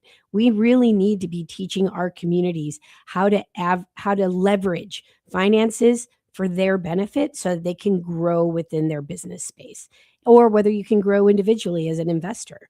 But this concept of don't talk about money, let me tell you, rich people, that's all they talk about. They're talking to their baby when they're pregnant, the baby's in the womb, and they're reading them stories about investments, right? We need to think in that same way as well, because we want our businesses to thrive. But right now, at the very least, we need to be leveling the playing field so that Black businesses in this community, Hispanic businesses, but Black businesses all over the state have the ability to access capital, which is the number one barrier to entry for anyone looking to start a business, is not having the funds to get started or keep their business going. It seems like it should be such a simple thing. So simple. This is crazy that it doesn't exist today. I mean, consumers, like I said, they passed laws years ago that allow consumers to have access to APR rates as a way of deciding how to price shop for a good loan. Why don't we allow this for small businesses? They're completely being taken advantage of, and it's time to stop that predatory practice. So given the simplicity as you just broke it down, and you're the controller, so you understand this, you know numbers, you know how these things work. What's the holdup? Why is it so difficult for this legislation to get passed? You know, because there's always these like very wealthy folks who work in this space who have a lot of clout in Springfield. They have way too much clout. I mean, why did it take us, you know, almost 10 years to get predatory lending laws in place in this state? Do you remember those fights? I used to be in the legislature, and we fought. You know, I had legislation that took on predatory lenders because people were being charged quadruple in rates. Some people 1,000% on their, you know, you need to pay for a new tire on your car, and you're basically having to finance a car to pay for a tire. It's super wrong. And so I remember those fights back then. This seemed like common sense, a good thing to do for people, yet the industry fought it really hard. And we're seeing that as well. The industry is fighting this really hard. But thankfully, this bill now has the support of all of the constitutionals. So Treasurer Mike Frericks, Kwame Raoul is supporting this. Our Attorney General, I think that's a really big point of support. We have, so the Treasurer, myself as Controller, the Attorney General, the President of Cook County, you know, President Preckwinkle, and Mayor Johnson's also supporting this. This is a no-brainer piece of legislation that has to pass. So I certainly encourage, as do the other constitutionals and electeds I just mentioned, that the legislature really get to work and put people first. Black and brown businesses are the number one drivers of economic growth right now in Chicago. They're also the ones that need the most help, but have the hardest hill to climb.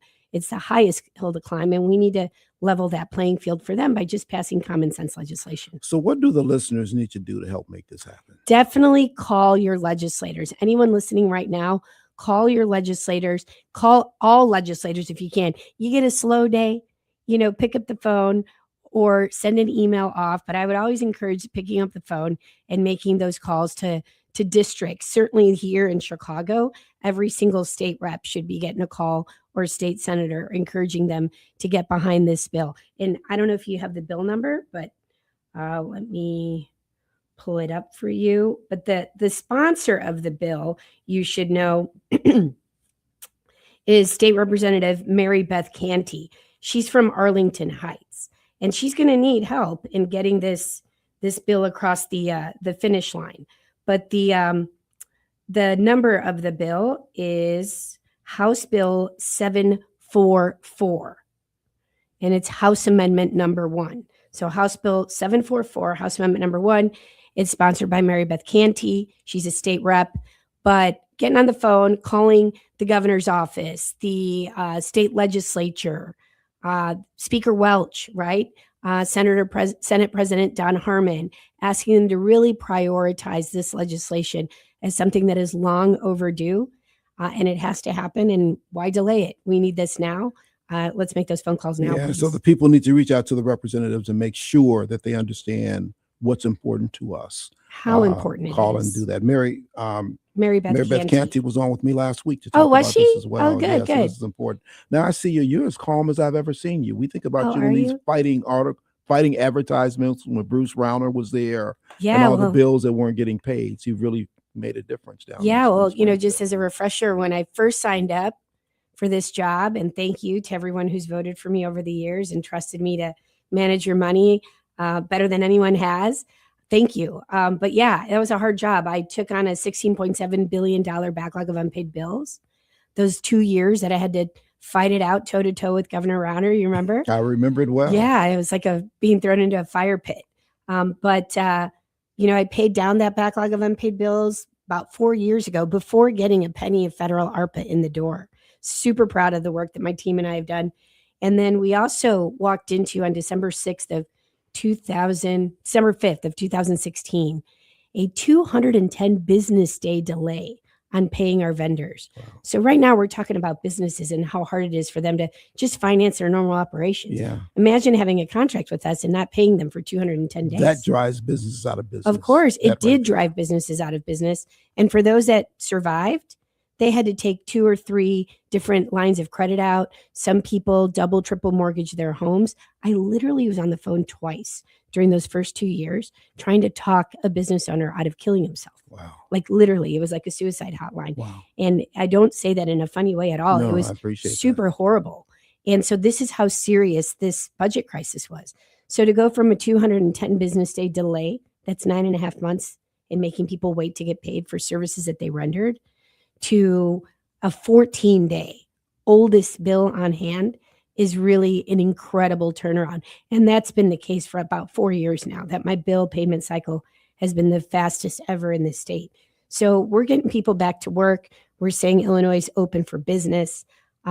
This is how we should prove that we're pro-business, is by actually helping these businesses grow as inexpensively as possible, because that will also resonate with the consumer, right? Like if businesses have to pay more to stay open, they have to charge more to keep their doors open. Businesses want to provide a service to their customer at the lowest possible cost to them, be able to make a reasonable profit. But the better they do, the less we have to pay on our end as well. So everybody wins when we're doing well with the finance. Yeah, and I'm getting the high sign from everybody back there Oh, that all we right, need to go stop. too long. You're not But gonna I got talk to about- ask you this one more question. Yeah, because sure. you decided not to run for office. What's next for you? Well, I'm seriously considering a run for mayor of Chicago. I think that, I bring a level of expertise at the financial level that no one can touch. I have a proven track record of leading well under crisis. And there's a lot of things that worry me about the future of the city. So I think we have a lot of good people who want to see the city succeed. And, I haven't made an announcement yet, but it's a serious consideration for me. And that is why I decided not to run for reelection, because I didn't think it was right to run for both. She hasn't made an announcement. We just heard it on WVON. I have not. I'm seriously considering it. That's no secret. Got it. Comptroller Mendoza, thank you so much for the work that you've done. And thanks for coming in this morning. Thanks for having me. And yeah, please, everybody, call your legislators and let's get to work on getting these businesses the help they need. All right. We'll be back with more right after this. Snowy and 26 degrees. Good morning. I'm in Illinois, and here's what's happening. The Illinois primary is in the books, and there are, of course, winners and losers. The WVON team was spread across the city at several major races last night. WVON's afternoon news anchor Logan Page was downtown at Brendan Riley's camp. Despite the loss, Brendan Riley struck an upbeat tone, telling supporters he was proud of the campaign and grateful for their support. A lot more progressives came out than moderates based on the results, which obviously were disappointing.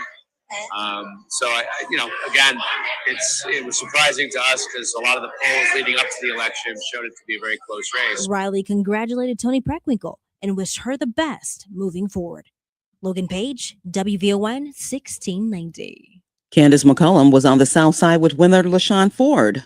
For the 7th Congressional District of Illinois, Congressman-elect LaShawn Ford. Well. Ain't no crying now. Let me just start out with a little joke. The speaker said he's going to the big house. Well, that's the jail. They've been trying to put me in jail for years. We're going to the U.S. House of Congress. There were 13 Democratic candidates on the primary ballot. I'm Candace McCollum on WVON 1690.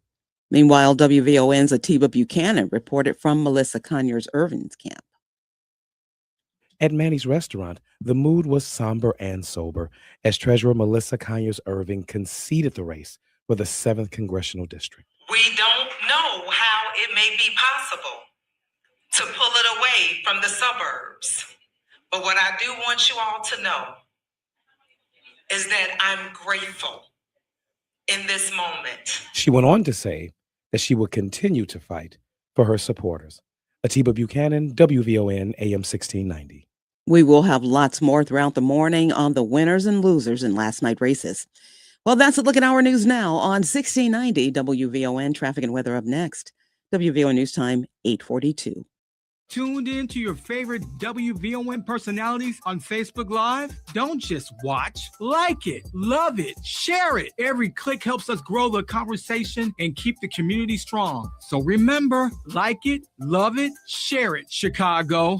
Hi, I'm Lori Smith, host of Meeting the Moment, coming to WVON beginning Saturday, March 21st at 12 noon. WVON, in partnership with the Chicago Community Trust, developed Meeting the Moment to amplify the voices of nonprofits across Chicagoland, giving them the communication tools they need to expand their reach and turn awareness into action. Right now, our communities are facing real challenges, from economic uncertainty to public safety to access and equity. But in the middle of it all, there are organizations doing the work quietly, faithfully, powerfully. With Meeting the Moment, we'll have honest conversations about the issues shaping our region and, more importantly, the solutions happening on the ground. And each week, we'll feature a Chicagoland nonprofit making a difference. You'll hear their story and find out how you can support their work, because Meeting the Moment is about more than just awareness. It's about impact. Join the Meeting the Moment movement, a program designed for the doers. For more information, visit WVON.com/Meeting the Moment. Listen every Saturday at 12 noon, right here on WVON 1690, the talk of Chicago. Let's meet the moment together. Powered by the Chicago Community Trust. It's the afternoon show with Atiba Buchanan and LaDonna Ray. Congressman Jonathan Jackson on the line. I saw a meme that said America will come and get you. When it's about the oil, they bombed in Iran, they've got oil. They bombed in Iraq, they've got oil. They bombed in Libya, they've got oil. And now they bombed in Venezuela, they've got oil. And they even came after Diddy because he had oil. Come on, Congressman. What a great setup. That was good. That was good. It's the afternoon show with Atiba Buchanan and LaDonna Ray. Weekdays at 3 p.m. on the Talk of Chicago, 1690 WVON. Maria Pappas with Black Houses Matter. We're up to way over 400 million here. Yeah, giving money back. How about that? People in Bellwood got 10 million, Broadview 6 million, Burnham 3 million, South Holland 17 million. The city of Chicago's up to $190 million that we have given back to African Americans. Who does that? Nobody does that but WVON. Cook County Treasurer Maria Pappas with Black Houses Matter, Monday mornings at 11:30 a.m. on the Talk of Chicago, 1690 WVON. This report is brought to you by Allstate. Some people just know you could save money on car insurance by checking Allstate first. Those people are probably saving a carload of cash right now. So what are you waiting for? Check Allstate first for a quote today. You're in good hands with Allstate. WVON traffic and weather now. The inbound Ryan heavy and slow. You're looking at a 30-minute trip from 95th Street into downtown. You'll hit the brakes right around 47th Street, then down to a crawl all the way to the Circle. The inbound Bishop 4, still that 18-minute trip in from I-8094 to the Ryan Tuskegee Airmen Memorial, slow at 103rd still. If you're on DuSable Lakeshore Drive, northbound 67th Street to Jackson, still just about a 17-minute trip, lots of brake lights right around Hayes. Hollywood to Monroe, now heavy at Lawrence as you make your way to North Avenue. The inbound side of the Stevenson, 55 minutes in from I-355 to DuSable Drive, outbound 45. The inbound side of the Eisenhower just bumped up to an hour 3 from Thorndale to the Burns Circle. Outbound bumped up to 52. The Kennedy 55 from O'Hare to downtown, still that slow-moving 50-minute trip to the airport. Cloudy and cold and snowy. The National Weather Service says we could see a high today of around 42. Right now it's snowing and 25 in Midway, 26 in Austin, and 26 degrees here at the Talk of Chicago. That's a look at traffic and weather now. I'm Annette Flournoy on the Talk of Chicago, 1690 WVON. Keep your eyes on the road and both hands on the steering wheel. We will not be held responsible for any accidents. It's the WVON Morning Show with Rufus Williams on the Talk of Chicago, 1690 WVON.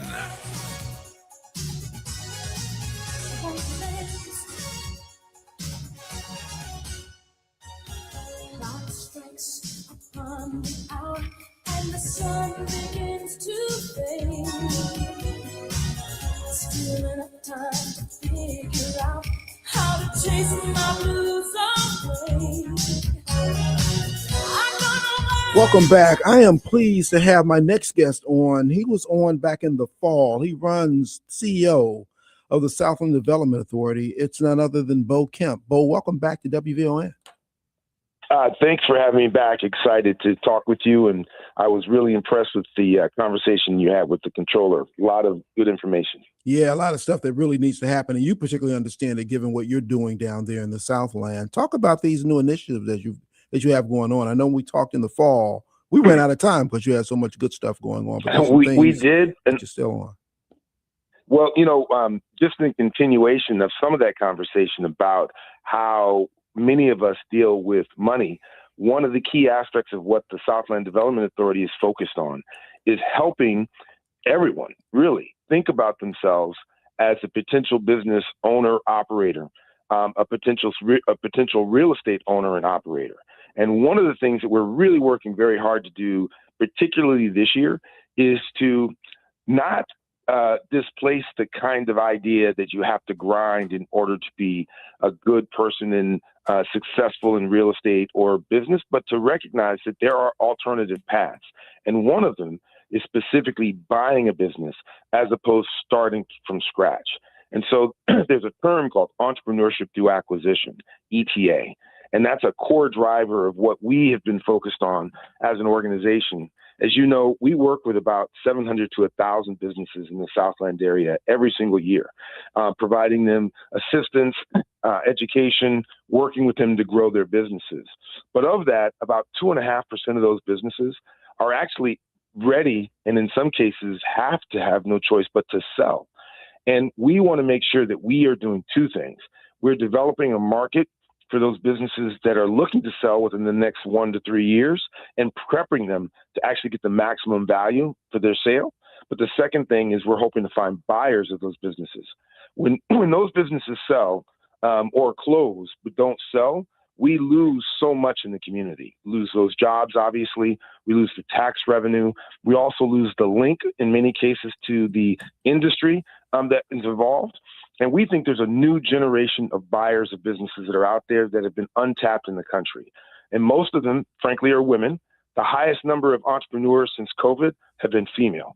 And the highest percentage of those female have been Black and brown women. Secondly, veterans. Veterans have a very difficult time in transitioning their skill sets from the military into the work life, but those skill sets work perfectly for actually buying and running a business.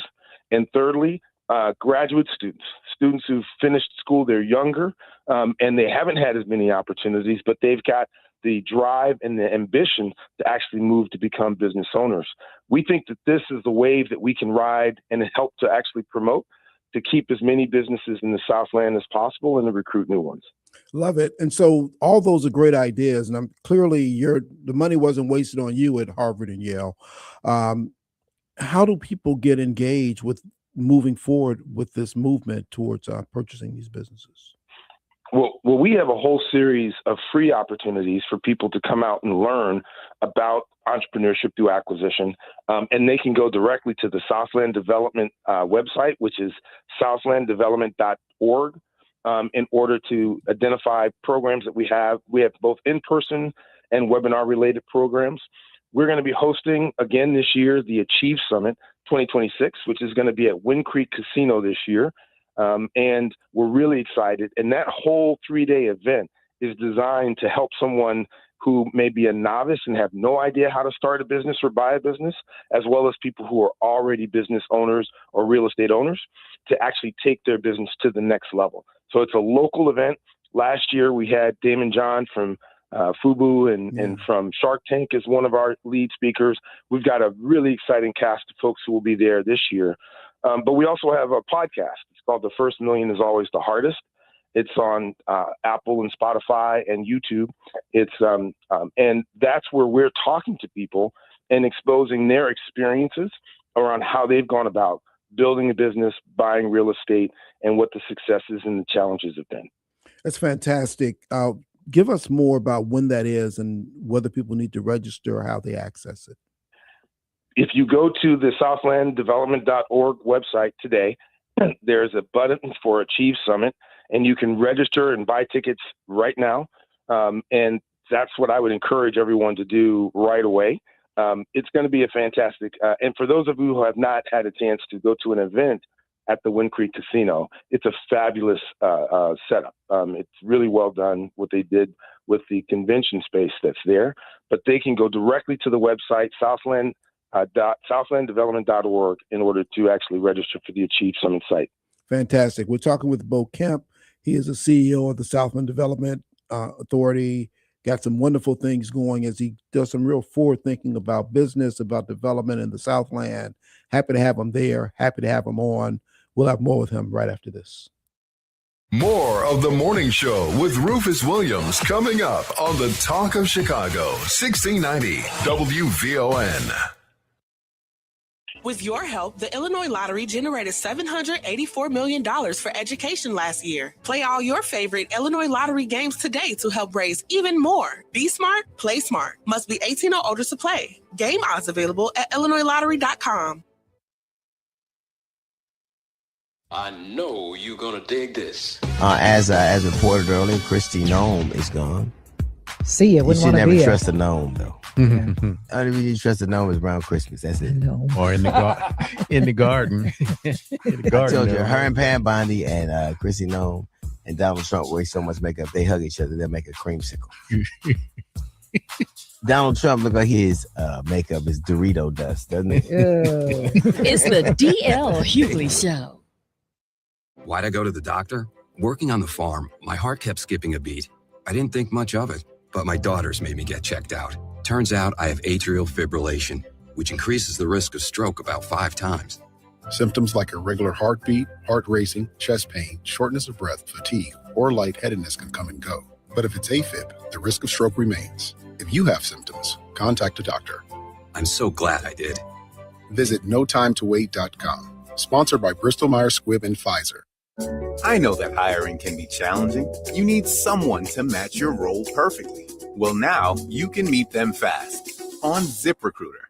Build your team, build it sooner. Leave your match on ZipRecruiter. Just head to ZipRecruiter.com/free right now to try it for free. That's ZipRecruiter.com/free. Leave your match on ZipRecruiter. Try it free.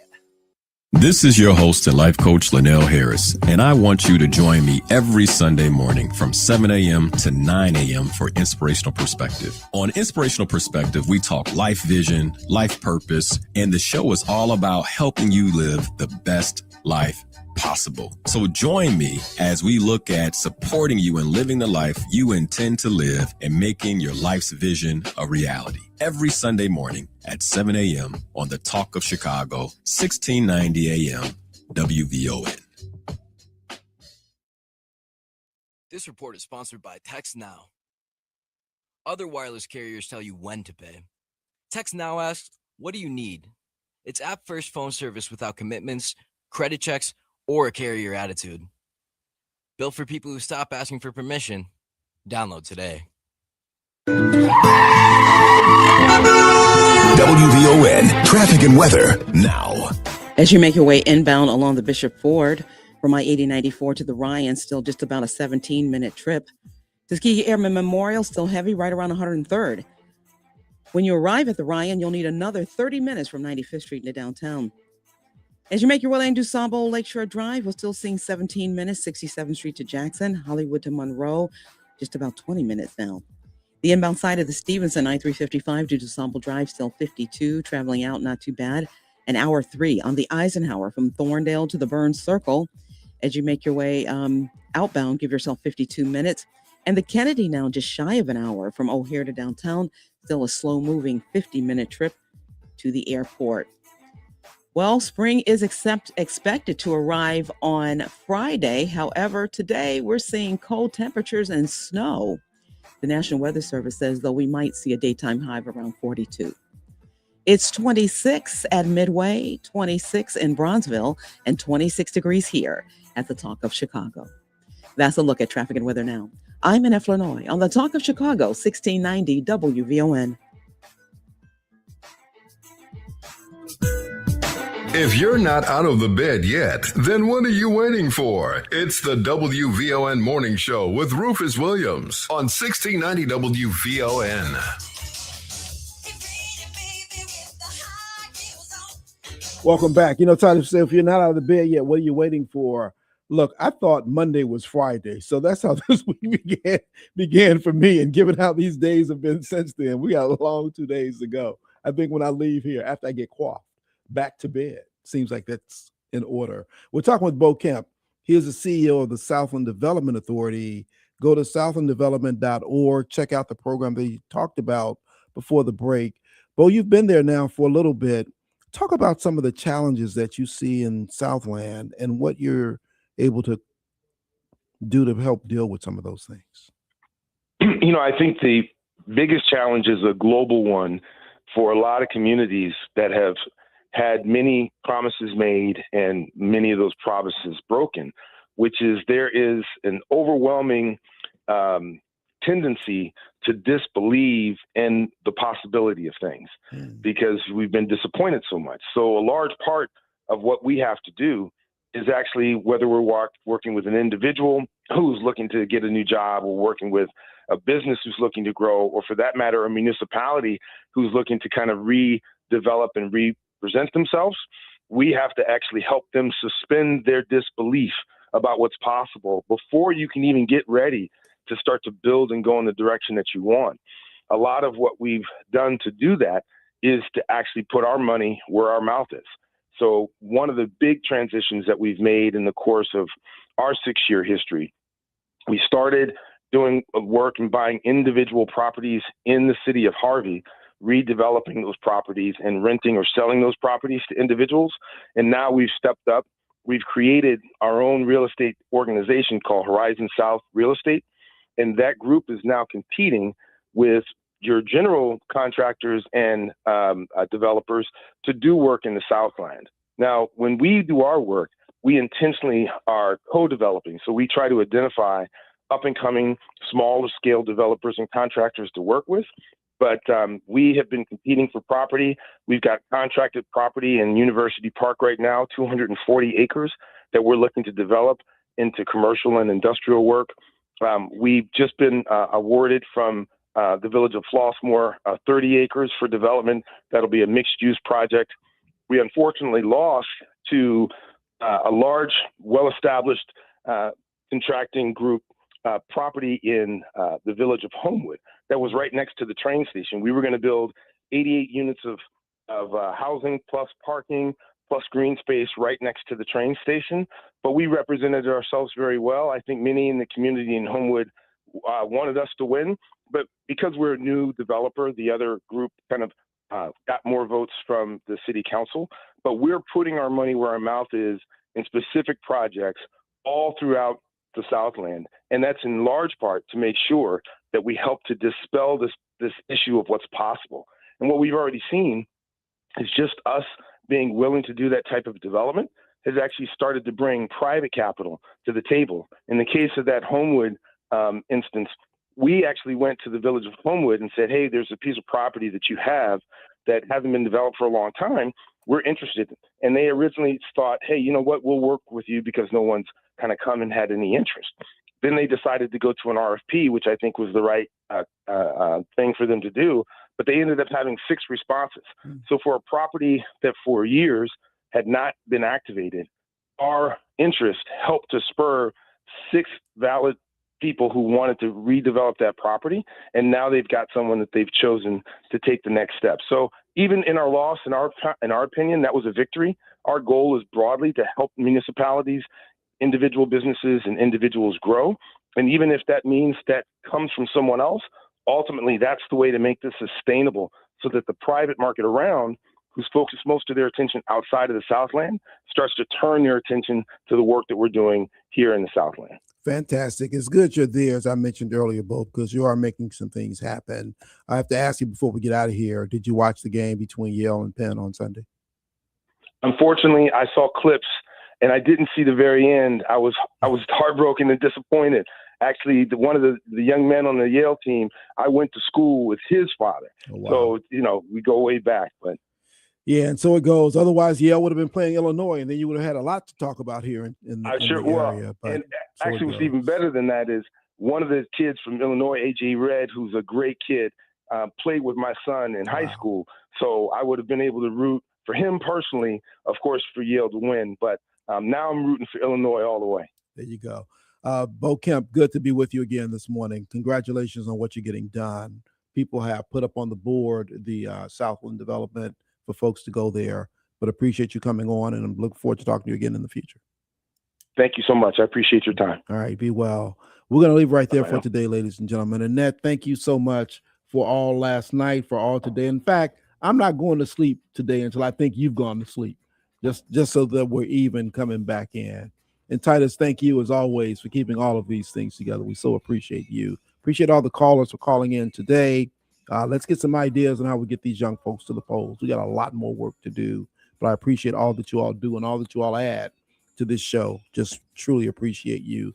And I'll ask you, as I always do, as you go through the course of the day, you will come across people who are dealing with things that you know absolutely nothing about. So please be kind always. And with that, Annette, tell us what's in the headlines, and T-Dub, take us home. A snowy morning on this Wednesday, March 18th, 2026. I'm in Illinois, and in the headlines, there were many surprises and upsets in last night's primary, and the WVON team was there. National news from the Black Information Network is next on the Voice of a Nation and the Talk of Chicago, 1690 AM Berwyn, Chicago. It's 9:03.